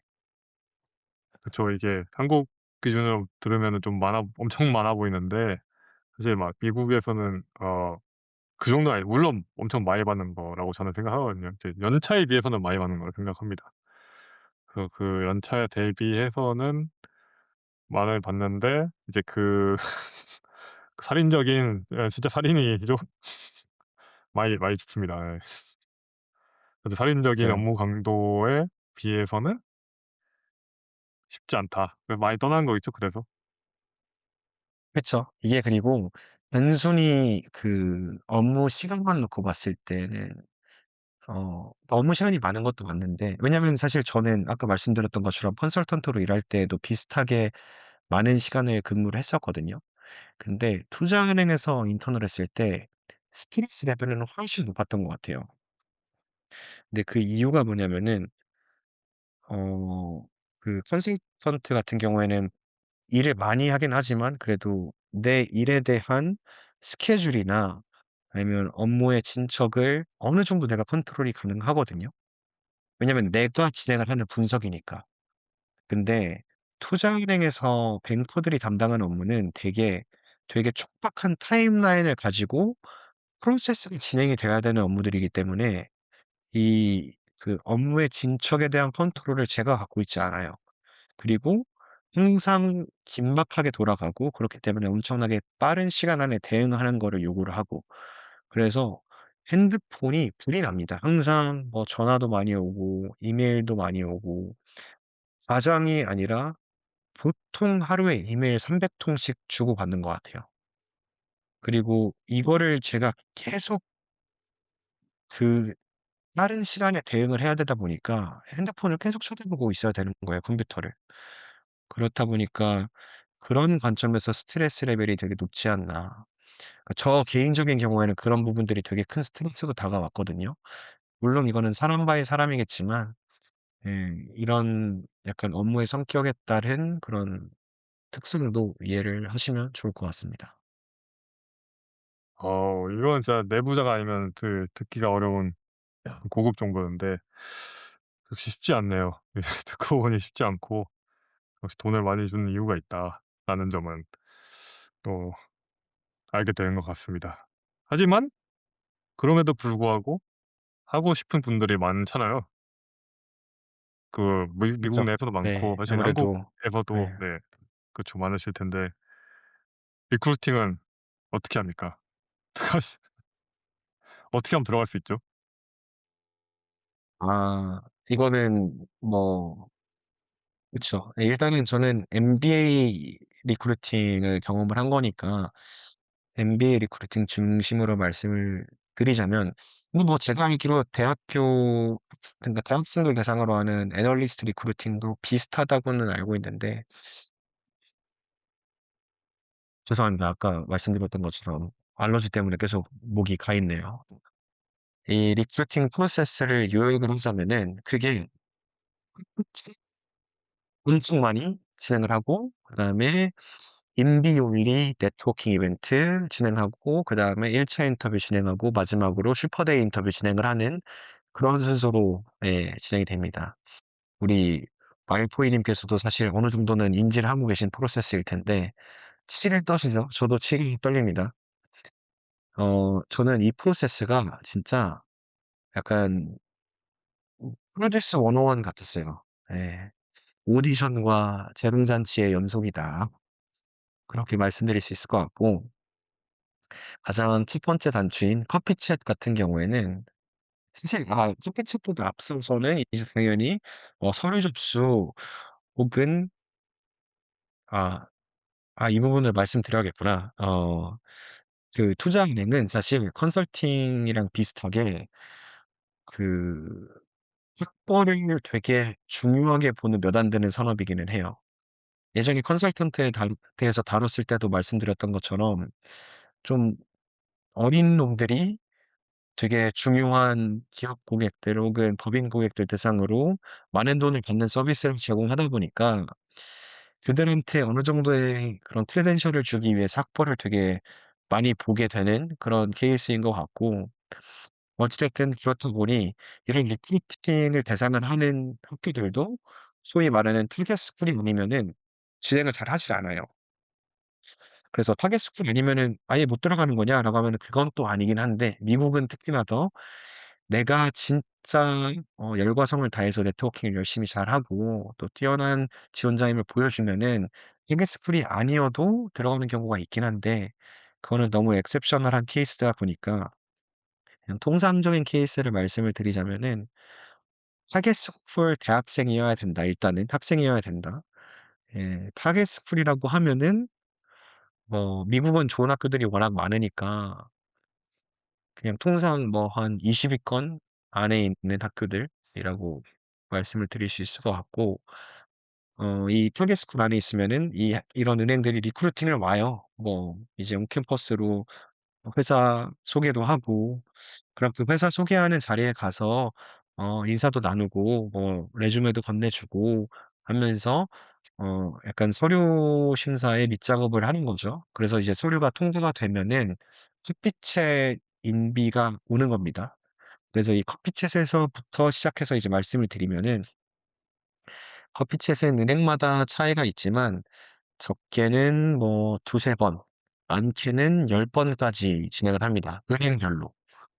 그리고 이 처음에 진행하는 커피챗은 되게 어소르베이의 직원이랑 진행을 하고, 그다음에 커피챗이 진행이 되면 될수록 이제 직급이 높은 사람들이랑 얘기를 하는 거예요. VP, MD까지 이렇게 얘기를 하고, 이 커피챗은 통상 원원으로 1대1로 진행이 됩니다. 그리고 그 시간은 한 30분 정도 되고, 이 구성은 커피챗은 거의 약간 그냥 짜고 맞춘 그런 포맷이 딱 있어요. 처음에 자기소개 한 1분 정도 하고, 그다음에 그쪽에서 왜 투자은행인지, 그러니까 YIB, 그다음에 Y 우리은행, 한국에 있는 그 우리은행 말고 Y this bank, 그다음에 Y this group, 아까 전에 그룹이 나뉜다고 했잖아요. 이런 되게 흥미진 질문을 하고, 그다음에 가끔 가다가 시간 남으면은 이런 이제 비헤이비어럴 관련된 질문들, "너 리더십 경험 어떻게 돼? 너 레주메 보니까 이런 거 했던데 어땠어?" 이런 거 물어보거나, 아니면은 테크니컬 질문들 물어보거나. 여기서 말하는 테크니컬은 파이낸셜 테크니컬리티를 의미를 하는 거예요. 이제 금융 관련된 그런 전문 지식들에 대해서 질문을 하거나, 아니 그다음에 이제 마지막으로는 "나 이제 질문 다 했으니까 너가 질문해 봐." 이렇게 말을 하는데, 여기서도 되게 피상적으로 슈퍼피셜하게 나는 너한테 너무 관심이 있어. 나 네 은행에 너무 관심이 있어."라는 것들을 이제 뽐내야 되기 때문에 그런 되게 심도 깊은 질문들을 해 주게 된다. 이런 속대말로 똥꼬쇼를 한 10번 정도 하시면은 이제 커피챗을 통과할 수 있다. 이렇게 말씀을 드릴 수 있을 것 같습니다. 이제 이렇게 커피챗을 진행을 하면서 통과를 하게 되면은 아까 말씀드렸던 인비 온리 네트워킹 이벤트가 진행이 되는데, 이거는 한마디로 이 오디션을 어느 정도 1차 오디션을 통과한 지원자들한테 너 우리 회사에 더 많은 사람들이랑 네트워킹할 수 있는 기회를 줄게."라고 하면서 어 뭐 운빨이랑 주류, 스낵들 이런 것보다는 아예 제대로 된 식사, 이렇게 자리를 마련해서 그 은행의 그 그룹 내에 한 직원들 5 명에서 10명 이렇게 와요. 그러면은 이제 관문을 통과한 지원자들 한 20-30 명이 같이 모여 가지고 또 다른 이 똥꼬쇼를 진행을 하는 거죠. 서로 되게 심도 있는 것 마냥 이제 대화를 나누면서 질문도 하고. 근데 이게 이 과정도 여전히 오디션의 일부이기 때문에 마냥 편하게 임하시면 안 되고, 정신줄 꽉 잡고 아까 말씀드렸던 그 피상적인 대화, 예, 끝까지 잘 이어나가셔야 합니다. 그래서 이 네트워킹 이벤트라는 관문도 통과를 한다라고 하면은 이제 드디어 1차 인터뷰의 기회가 주어지는 건데, 1차 인터뷰는 통상 1명 아니면 2 명이랑 진행을 하게 되고, 인터뷰어는 이제 각각, 그러니까 2 명의 인터뷰어라고 하면은 각각 한 명은 behavioral, 다른 한 명은 테크니컬 관련된 질문들을 이제 심도 있게 던져요. 여기에서 behavioral은 아까 말씀드렸던 자기소개뿐만이 아니라 진짜 흔히들 이제 한국에서 생각하는 그런 면접들 있잖아요. 면접 질문들. 뭐 "너의 장점 말해 줘." 뭐 "리더십 경험 말해 줘." 뭐 "이런 상황이라면 넌 어떻게 할래?" 이런 질문들을 한 30 분에서 1 시간 사이 진행을 하고, 테크니컬 인터뷰 같은 경우에는 뭐 예를 들어서 이 회사가 뭐 전환사채 얼마가 있고 현재 주가 이렇게 뭐 형성이 되어 있는데, 예를 이때 뭐 총 희석 주식수 뭐 다일리트 쉐어는 몇 개나 있냐, 이런 식으로 되게 테크니컬리티를 요구하는 질문들을 한 30 분에서 1 시간 동안 쭉 합니다. 그래서 이 관문을 또 잘 통과하게 되면은 이제 슈퍼데이로 넘어가는 겁니다.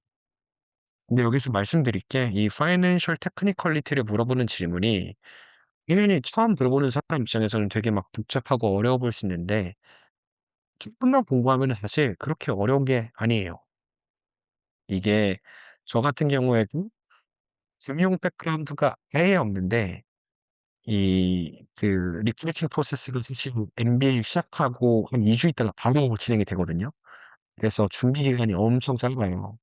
근데 이제 저 같은 비전공자, 약간 덜 떨어진 사람들도 한 2-3주 빡세게 공부하면은 다 잘 숙지할 수 있을 정도의 난이도니까 그렇게 우려를 하지는 않으셔도 됩니다.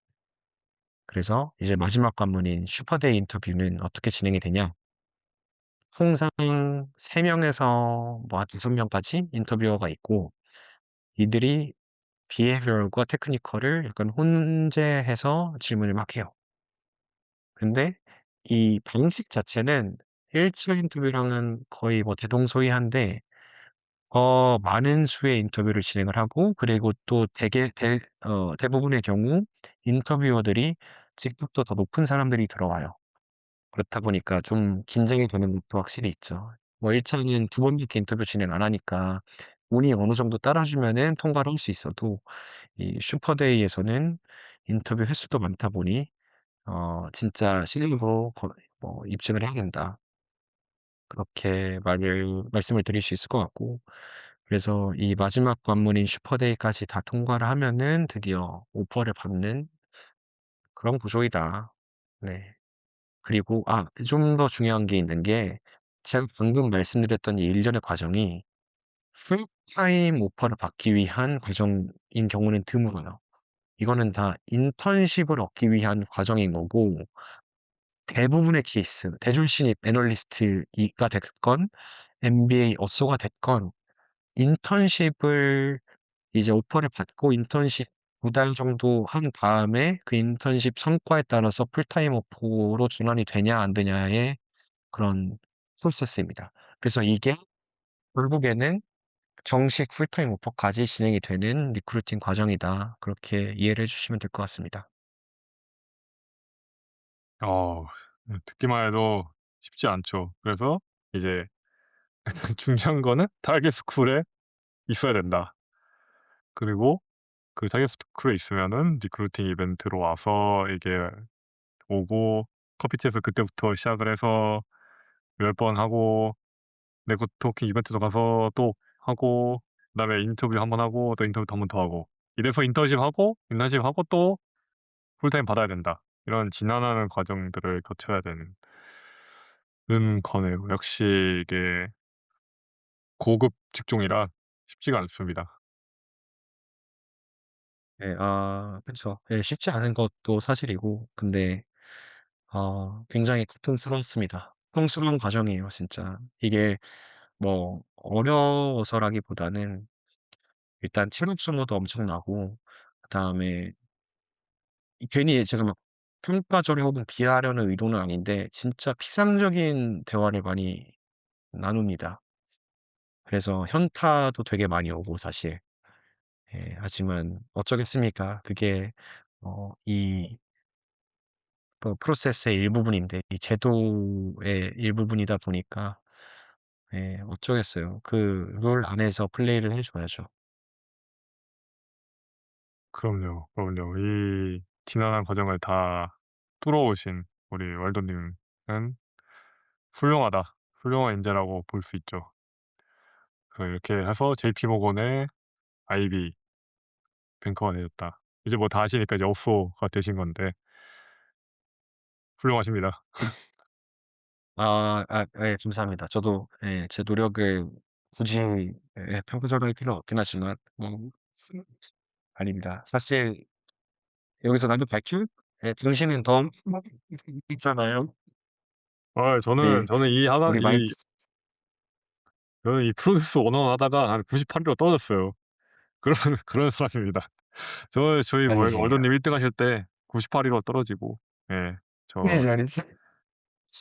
더 더 솔직히 말하자면은 이 프로듀스 101에서 품은 그릇이 아니었다. 너무나 큰 그릇이었기 때문에 프로듀서로 중간 차이고 아메리칸 아이돌로 나가셨다.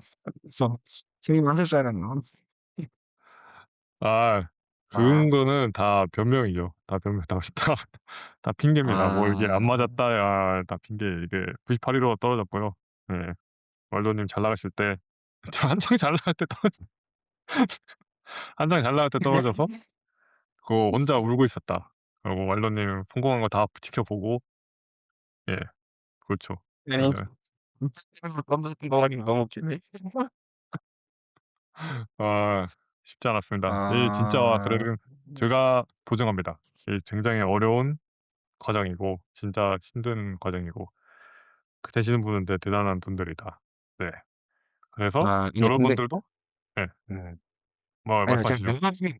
명확하게 말씀드릴 수 있는 거는 이거는 누가 더 잘났고 못났고의 문제가 아니라 이런 프로세스에 잘 적응할 수 있냐 마냐의 문제인 것 같아요. 그러니까 내가 어떤 유형의 사람이냐에 따라서 이게 차이가 분명한 것 같습니다. 이걸 명확하게 말씀드릴 수 있는 이유가 제가 느끼기에 진짜 중심 없고 컨텐츠 없고 능력이 떨어지는 사람들도 그냥 되게 피상적인 대화 나누는 거 잘하고 하면은 이런 거 되게 잘 통과해서 투자은행에서 근무를 하는 경우를 너무 많이 봤어요. 예 그래서 그 관점에서 이제 우리 말포이님은 이 프로듀스 101이 품을 수 있는 그릇이 아니었다. 그리고 실제로 말포이님 여기서 제가 그냥 공개를 해 버리자면 말포이님은 이제 헤지펀드에서 근무를 하실 운명이시기 때문에 사실 헤지펀드는 이런 투자은행에서 경력을 쌓은 사람들이 넥스트 스텝으로서 되게 가고 싶어 하는 업종이거든요. 그래서 이 부분에 대해서도 사실 저희가 이따 2 부에 조금 더 얘기를 나눌 수 있죠. 그럼요. 네. 어 뭐 누가 좋고 없고 안 좋고 이런 게 아니라 그냥 이제 이 엄청난 과정 진짜 말로만 들어도 엄청난 과정인데 이거를 해내시는 분들이 대단하다. 말로님 포함해서 그런 말 샤웃 한번 하고요. 네. 샤론 감사합니다. 샤웃 한번 해 드리고 저희 이거 엄밀히 말하면 헤지펀드는 아닙니다. 네. 엄밀히 말하면 아닌데 어쨌든 예 샤웃 한번 하고 예 훈훈하게 이제 2 부로 넘어가도록 하겠습니다. 저희 IB의 직업 탐구 잘 들었고 요거는 진짜 저희가 할 때도 한국어로는 이게 설명이 잘 안 미국 영어로도 잘 없고 한국어로도 이제 이런 거에 대해서 설명해 주는 사람들이 많이 없는데 어 요런 기회에 좀 미국 IB에 대해서 많은 분들이 알고 혹은 나중에도 이제 좀 꿈을 키우셨으면 좋겠습니다.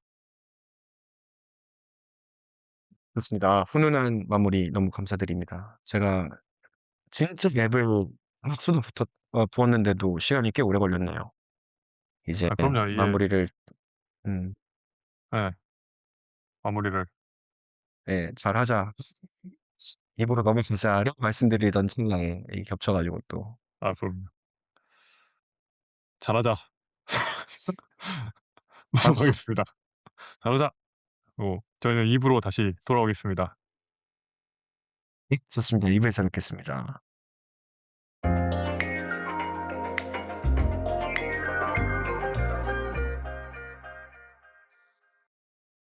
네. 저희 다시 2 부로 돌아왔습니다. 또 2 네. 부에는 저희가 어 이 관련 이 말씀님께서 말씀해 주신 것 관련해서 이제 쪼끔 더 나아가 그 금융권 혹은 뭐 IB랑 관련되고 이제 어떠한 진로를 개척해 나갈 것인지에 대해서 좀 포부를 밝히는 시간이 될 텐데 완료님은 어떠신가요? 저의 장래희망 에 대해서 제가 좀 잠시만 말씀을 말표. 말씀을 드리자면은 사실 저는 원래 약간 투자은행에 큰 뜻이 있었던 사람은 아니고 여전히, 이렇게 말하면 안 되나? 여전히 투자은행에 큰 뜻이 있는 사람은 아닙니다. 그래서 물론 이제 너무 좋은 직업이고 의미 있는 일 많이 하는 것 같고 보상도 되게 충분하고 그렇긴 한데, 이게 사람마다 아까 말씀드렸던 것처럼 성향과 그런 게 다 다르잖아요.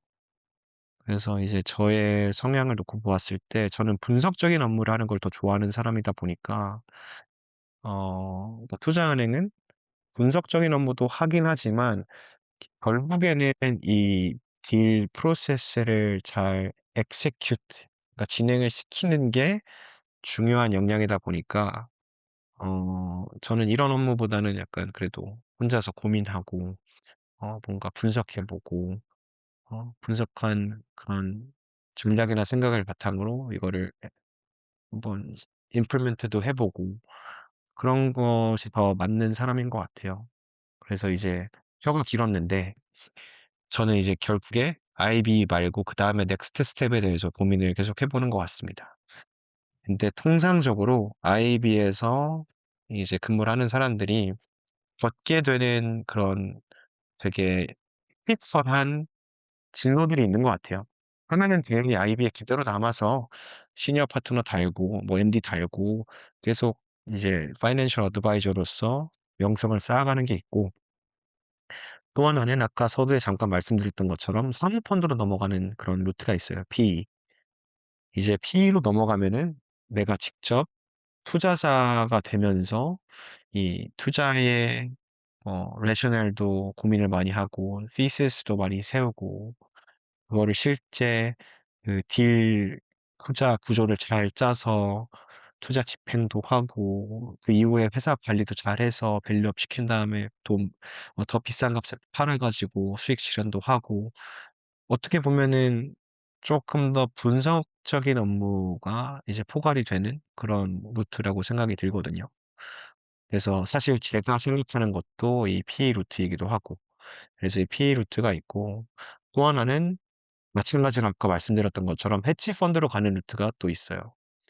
해지 펀드는 사모펀드와는 조금 다르게 이제 회사를 아예 통으로 산 다음에 경영권을 가지고 회사의 밸류업을 고민을 하는 건 아니고, 이제 일반적으로는 기업 공개되어 있는 그런 회사들의 주식을 사 들이면서 이 각자의 그 전략을 일단 앞선에서 세우겠죠. 그러면서 내가 봤을 때 앞으로 쪼끔 날아갈 수 있는 그런 회사들, 어 되게 잘 나갈 것 같은 회사들을 딱 골라서 투자를 한 다음에 주가가 오르면은 팔아서 수익 실현하고, 약간 그런 업무를, 되게 재미있는 업무를 또 담당을 하는, 마찬가지로 되게 분석적인 업무가 많이 필요한 거죠. 그런 직종이 있습니다. 그래서 요지는 저는 나중에 '아 PE 쪽으로 한번 가 보고 싶다.' 그런 생각인 거고, 근데 좀 더 현실적인 그런 그 과정을 말씀을 드리면은, 사실 MBA 어쏘로 IB에서 근무를 시작하게 되면은 사모펀드로 넘어가는 게 쉽진 않아요.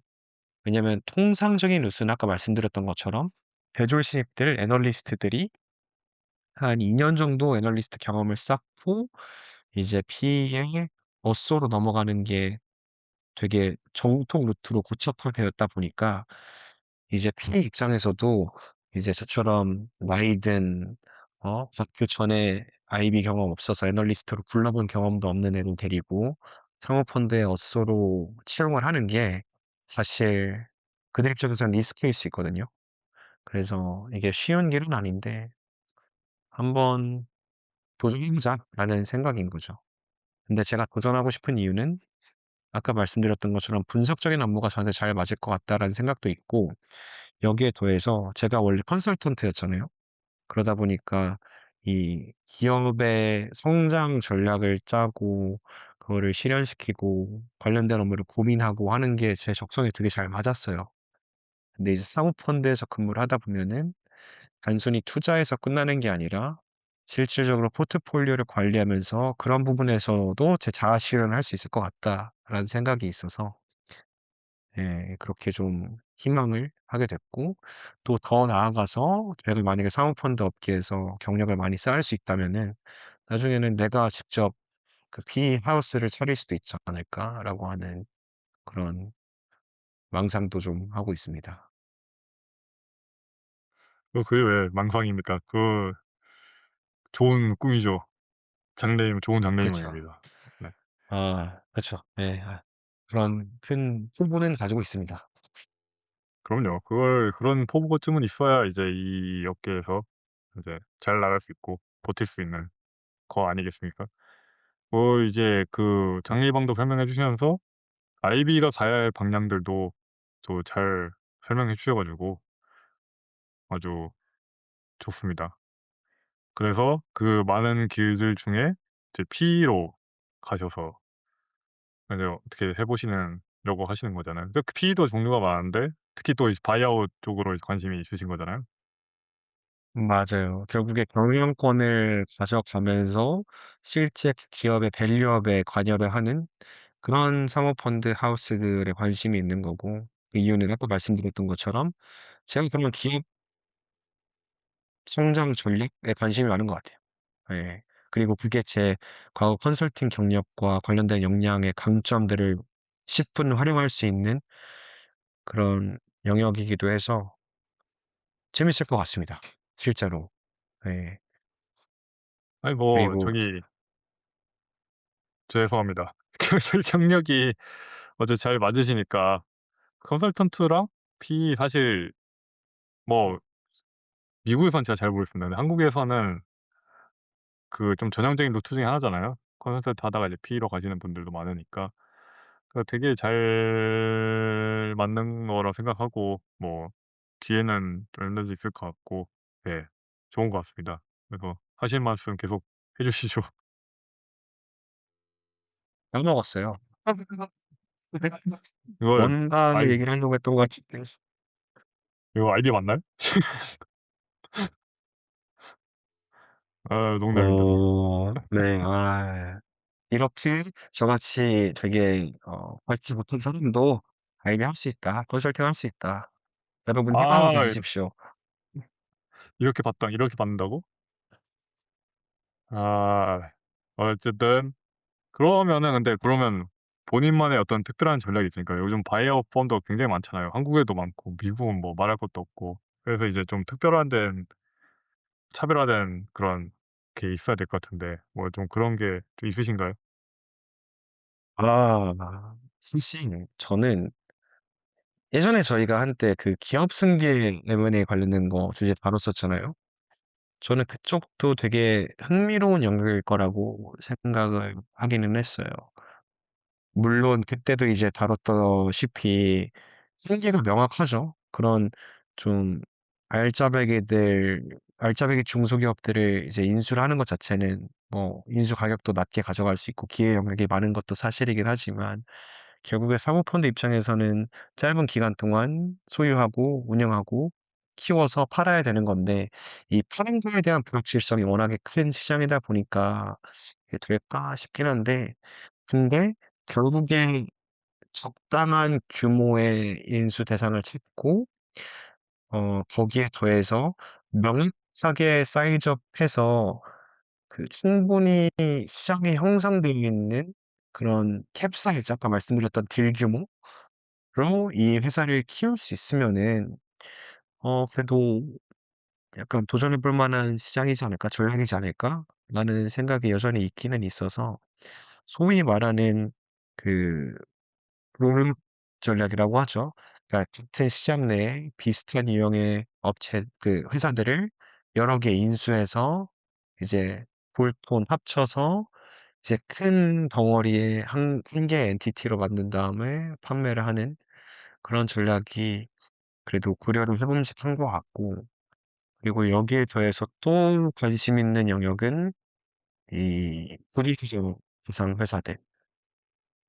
아무래도 구조조정 대상 회사 같은 경우에는 어 당연히 구조조정 상황이라고 하면 엄청나게 회사가 어려운 상황에 빠져 있는 건 사실일 테니까 엄청나게 저가의 회사를 인수할 수 있는 기회이고, 물론 그렇다고 해서 완전 구제불능의 회사를 인수하면 안 될 것 같고, 어느 정도 가능성이 있는, 내가 생각하기에 충분히 똘똘한 사람들을 잘 배치시키면은 이제 해결책이 있는 그런 회사들을 잘 선별해서 투자를 한 다음에 잘 턴어라운드 시켜서 판매를 하면은 '수익을 낼 수 있겠다.'라고 싶은 그런 회사들이 존재할 거기 때문에 '그런 영역으로도 가 보면 재밌겠다.' 싶었어요.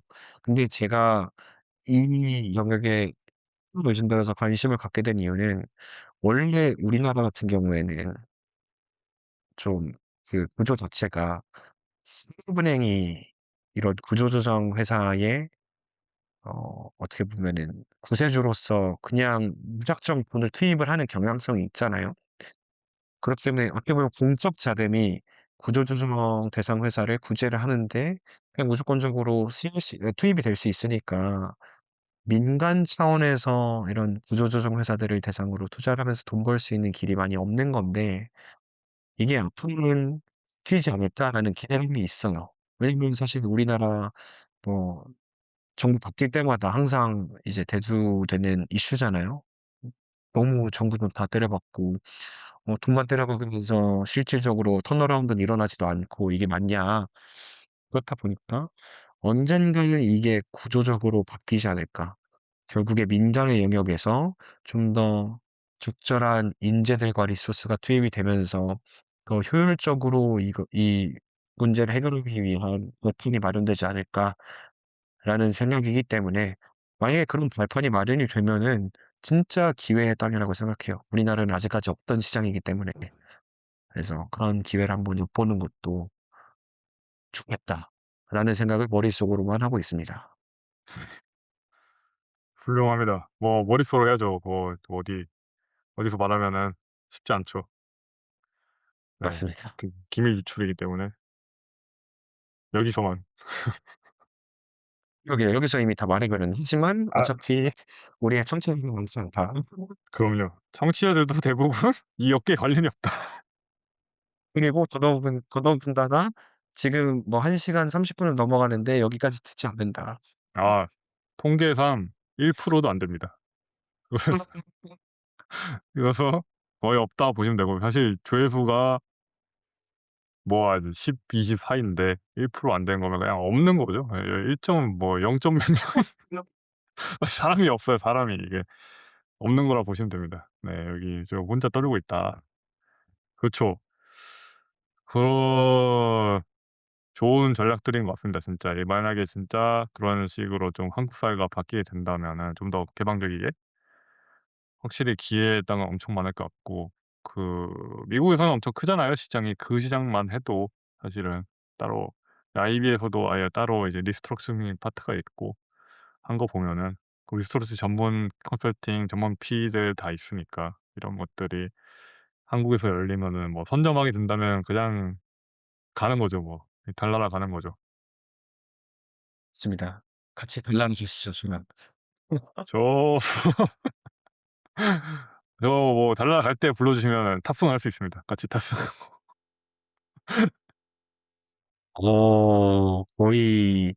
거의 주간사채인데 이거 리스크 아 그럼 최소화하고 업사이드만 같이 누리려고 하네 이거. 그럼요. 거기다가 저희가 그 드래그 언론도 걸 거니까 그리하시고 같이 가는 겁니다. 같이 가요. 와, 좋습니다. 그러면 이제 우리 말포이 님은 어떤 장래 희망을 갖고 계신지 말이 나왔으니까 한번 말씀 주세요. 저는 쉽지 않습니다. 이게 하나로 정하기가 어렵고 많은 경우의 수들을 지금 계속 고려 중인데, 일단은 저는 뭐 지금으로서는 그 퍼블릭 트레이딩이라나요? 퍼블릭 인베스트먼트, 이제 주식 투자죠. 그 쉽게 말하면은. 주식 투자에도 여러 가지가 있는데 엄밀히 말하면 헤지펀드 아니고 가치 투자에 가깝습니다. 저는 쪼끔 더 이 부분에 맞는 것 같고, 아직까지는 뭐 모르겠지만 좀 더 근데 새로운 걸 해야 될까 싶어요. 이 AI라는 게 너무 두려운 어떤 공포로 다가오고 있고 실존적인 공포로 다가오고 있어 가지고 이런 부분들을 좀 해지하려면은 이제 기존에 없던 거를 하는 해야 된다고 생각을 하고 있습니다. 그래서 좀 기존에 없던 거를 찾으려고 많이 노력하고 있고, 특히 한국에서는 아직 막 이런 전략들이, 특히 주식 투자 전략들이 많지는 않아서 그런 부분들을 조금 더 고려해서, 그리고 개발해서 새로운 거를 출현시키는 게 목적입니다. 네. 저의 좀 장기적인 꿈이고, 단기적으로는 열심히 해서 명성을 쌓아야 됩니다. 그래서 좀 수익률도 좀 좋게 가져가고, 제가 투자하는 거에서. 그리고 뭐 좀 뭐 가능하다면은 장기간 내에 뭐 이직을 한두 번 하면서 이제 좀 더 명성을 쌓아서, 예, 그런 걸 좀 미리 쌓아 놔야 되지 않을까라는 생각하고, 네, 일단 전략을 찾는 게 우선인 것 같습니다. 그 다른 에셋 클래스는 생각 안 하시는 건가요? 주식만 투자를 하시는 거 생각하시나요? 아, 그렇죠. 사실은 그 하이브리드 전략을 쪼끔 생각하고는 있어요. 이게 한국에도 마침 규제가 좀 풀렸거든요. 이제 그 하나의 펀드에 이제 여러 개를 할 수 있는 펀드들이 이제 좀 생기고 있어서, 그런 규제가 풀리면서 저도 좀 '다른 에셋 클래스도 같이 하지 할 수 있지 않을까?'라는 생각하고, 저도 주식도 하고 지금 하려 했지만 옛날에는 이제 저기 VC를 했었으니까 이런 것들 좀 조합을 해 가지고 어떻게, 특히 IPO가 접점이잖아요. 이제 그 사이의 접점인데, 그런 거를 이제 좀 같이 접목을 시켜서 어 '초과 수익을 낼 수 있지 않을까?' 전략적으로. 를 중점으로 좀 생각을 하고 있습니다. 그리고 그 외에도 뭐 다른 것도 많이 생각하고 있는데, 어쨌든 좀 없던 것들 하는 게 우선인 것 같고. 네, 그래서 그 에셋 클래스는 좀 다양하게, 근데 주식이 있겠죠 뭐. 근데 이제 프라이빗이냐 퍼블릭이냐 둘 중 하나고, 제가 채권 이런 건 잘 몰라서 부동산 이런 거는. 그렇습니다. 음. 그렇군요. 이게 뭐 프라이빗 퍼블릭 에쿼티를 뭐 넘나들면서 하는 것도 뭐 당연히 좋은 것 같고, 왜냐면 사실 이렇게 에셋 클래스를 다변화하는 게 어찌 됐든 투자의 약간 기초잖아요. 원원인 거나 마찬가지잖아요. 변동성을 줄여 가지고 투자의 성공률 높이고, 결국 해치 펀드도 뭐 이제 말포이 님은 해치 펀드가 아니라고 하셨지만 궁극적으로는 사실 그런 변동성을 최소화하면서 가능하면은 항상 이제 수익을 내는 그런 구조를 만드는 게 목표일 테니까 그 관점에서 계속 고민을 하고 계신 거군요. 아, 그럼요. 일단 뭐 무조건 절대 수익률을 내는 건 아니지만 당연히 수익률을 내야 되고, 손실을 최소화하는 게 목적이니까, 그런 측면에서는 뭐 다 같이 뭐 그런 달려가고 있는 거죠. 네.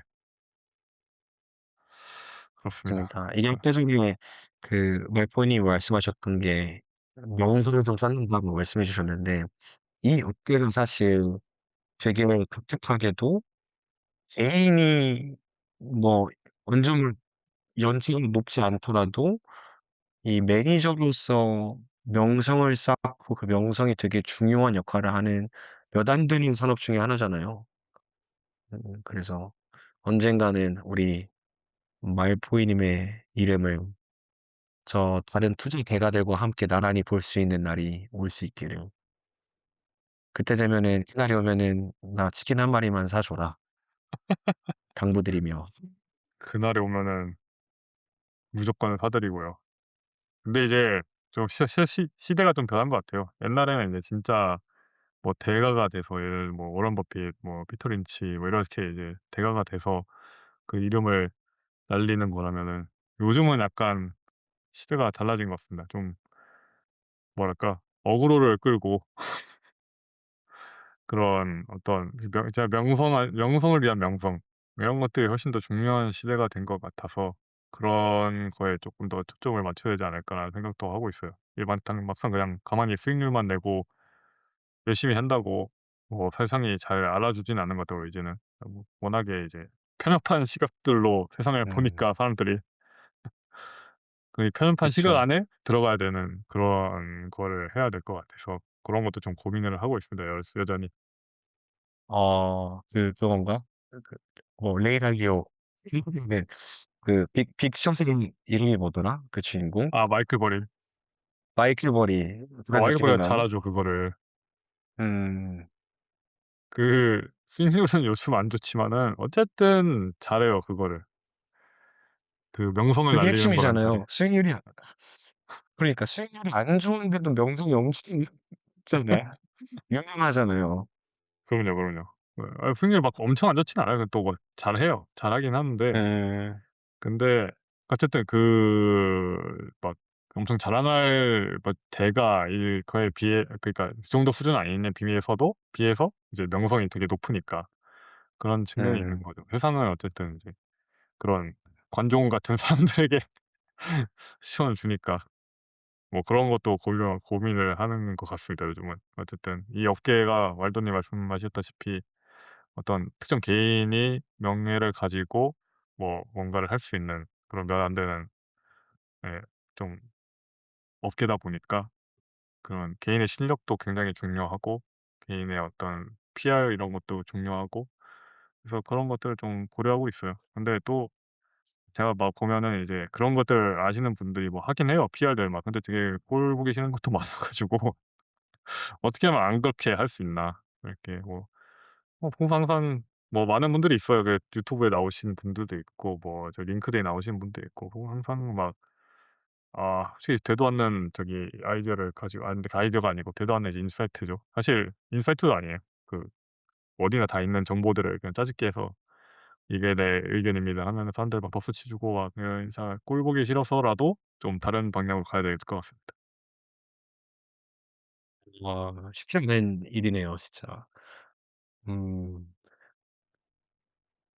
약간 얘기해 주시는 거 들어보면은 진짜 원래 말포이님이 되게 소모하시는 분야의 사람인데 그런 부류의 사람이 본인은 되겠다라고 또 하시니까 이게 얼마나 모순되는가. 그리고 거기에서 그걸 또 모순되지 않게끔 나는 저런 부류의 사람이 아니지만 저런 부류의 사람처럼 명성을 얻고 싶다. 예. 어려운데? 그럼요. 명성은 얻지만 저렇게는 아니다. 어. 저렇게는 아니죠. 어. 예를 들면 뭐 그런 거죠. 이제 뭐 이승우도 명성을 얻었지만 손흥민도 명성을 얻었지만 다르다 방식은. 손흥민 같은 그렇죠. 사람이 되겠다. 이승우가 그렇죠. 아니라. 손흥민이 돼야 되는 거지 이승우가 되면 안 된다 이거죠. 근데 음. 이승우가 너무 많다. 왜 쉽거든요. 아. 쉬운 길이거든 이승우의 길은. 야 뭐 근데 무슨 이승은 좀 이해요. 아니 이승은 좀 잘못된 이승인데 죄송합니다. 너무 하지만은 아 뭐 그렇다. 예. 뭐 이승우 님께는 죄송한 아 부분이고요. 근데 이해했습니다. 무슨 예예. 말씀인지 정확히 그렇죠, 이해했어요. 그렇죠. 예. 결국에 내공이 있어야 된다. 그러니까 그 그럼요. 내공을 적절히 잘 풀어 주고 사람들한테 그러면서 자연스레 명성을 얻는 게 핵심인 것 같네요. 이게 그냥 명성을 얻기 위해 막 발악을 하는 게 아니라.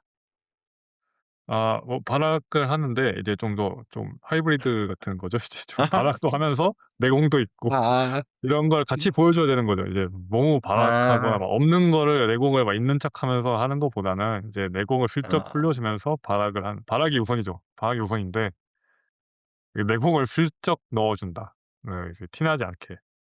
제 지금 일단 생각하는 이상향은 그겁니다.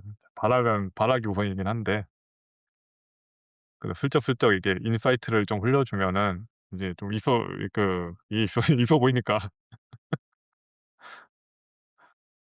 그런 겁니다. 아. 네. 이해했습니다. 예. 이해했습니다. 발악도 그 하고 그럼요. 내공도 쌓고. 너무 막 있어 보이게 막 뭐 되도 않는 거 다 막 나 모르는 걸 다 이렇게 하면은 이렇게 오히려 없어 보이거든요. 마치 막 중국 부자가 좀 뭐 명품을 막 엄청 휘감는 그런 느낌이어서 그거를 지향하는 거예요. 저는 이제 올드머니 같이 슬쩍 흘려주는 걸로 발악을 막 엄청 없어 아. 보이지만 흘려서 이제 누군가를 유추할 수 있게끔 그런 게 이제 핵심인 거죠.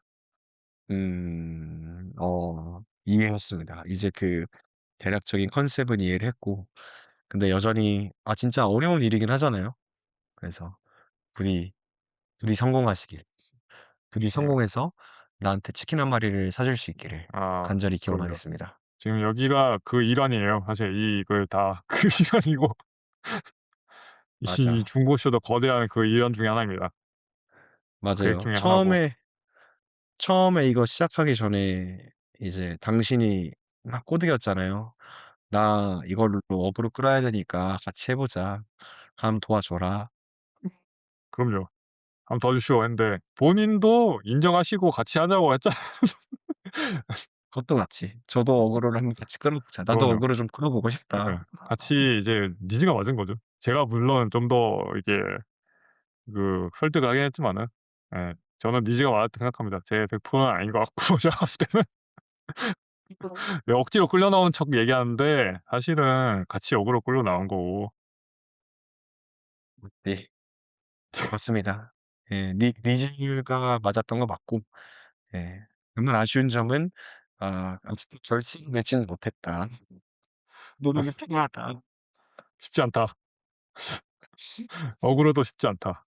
사실 이승우 님도 아. 대단하신 거예요 진짜. 이거 보통 일이 야 아니야. 그럼요. 어. 그럼요. 이게 해 보니까 더 절실히 느끼고 있어요. 아 아 이게 쉬운 게 아니다. 요즘은 이승우한테도 요즘 이승우한테도 송구스러운 거라고 생각하고 있고 충분히 요즘은 마인드 바뀌어서 이제 그냥 억으로 100%도 할 수 있다. 그래서 뭐 어떻게 될 수만 있다면. 예 아 맞습니다. 맞습니다. 그렇습니다. 그래서 저의 꿈은 그런 걸로 소원 마무리다. 예. 야 멋이 없는 게 제가 추구하는 바람 같아요. 음. 진짜 멋이 없어요. 왈도님 되게 멋있게 좋습니다. 말하시는데 지금 제 거는 멋이 없는 게 딱 좋아 지금. 아 무슨 말씀이십니까? 근데 이게 어찌 됐든 콘텐츠는 있잖아요. 내실은 있잖아요 다 말씀해 주시는 게. 아 그렇죠. 그래서 그게 핵심이에요, 네 그게 핵심. 맞아요. 그게 핵심이야. 그게 그게 핵심이에요. 있어야지 이제 돌이켜 생각해 보면은 아 그거를 그럼요. 이제 여러 번 반추해 보면은 '아 정말 멋있는 사람이다. 의미 그게 있다.' 이야 진짜 그게 이상형입니다. 이게 뭔 개소리야 이랬는데 생각해 보니까 이거 좀 괜찮은데 이거예요. 그럼 이것도 설마 전략적으로 일부러 말이 좀 있어 보이지 않다면서 이걸 돌이켜 생각해 보면 느낄 수 있게끔 하기 그럼요. 위한 고도의 전략. 다 이 모든 게 이 모든 게 내 계획 네 계획하에. 이제 이해해 버렸습니다, 당신의 높은 뜻을. 아 좋습니다. 저 저희 이제 오늘 네. 네. 마무리해 주시죠. 계속 얘기하면은 것 같으니까 이제 마무리해 주세요. 그럼요. 네 저희 오늘은 엄청 길게 또 하지만 대다수의 시간을 저기 의미 있게 왈도님의 아이비의 직업 탐구와 함께 보냈고요. 그다음에 이제 그 아이비에서 어떻게 뻗어나올 수 있냐와 이제 이 중고쇼의 어떤 배타적인 존재 의의까지 말하게 됐는데 즐거웠습니다. 그리고 다음에는 조금 더 색다르게 돌아올 수 있으면 좋겠습니다. 네. 저희가 많은 네. 걸 좀 생각하고 좋습니다. 있어서 네. 맞아요. 고민을 좀 하고 있는데 한번 다음번에는 또 어떤 모습으로 돌아올지 저희도 기대가 됩니다. 네. 그러면은 저희는 오늘 여기까지 하고 또 다음에는 좋은 주제와 함께 좋은 모습으로 돌아오겠습니다. 네. 감사합니다. 고생 많으셨습니다. 네. 감사합니다.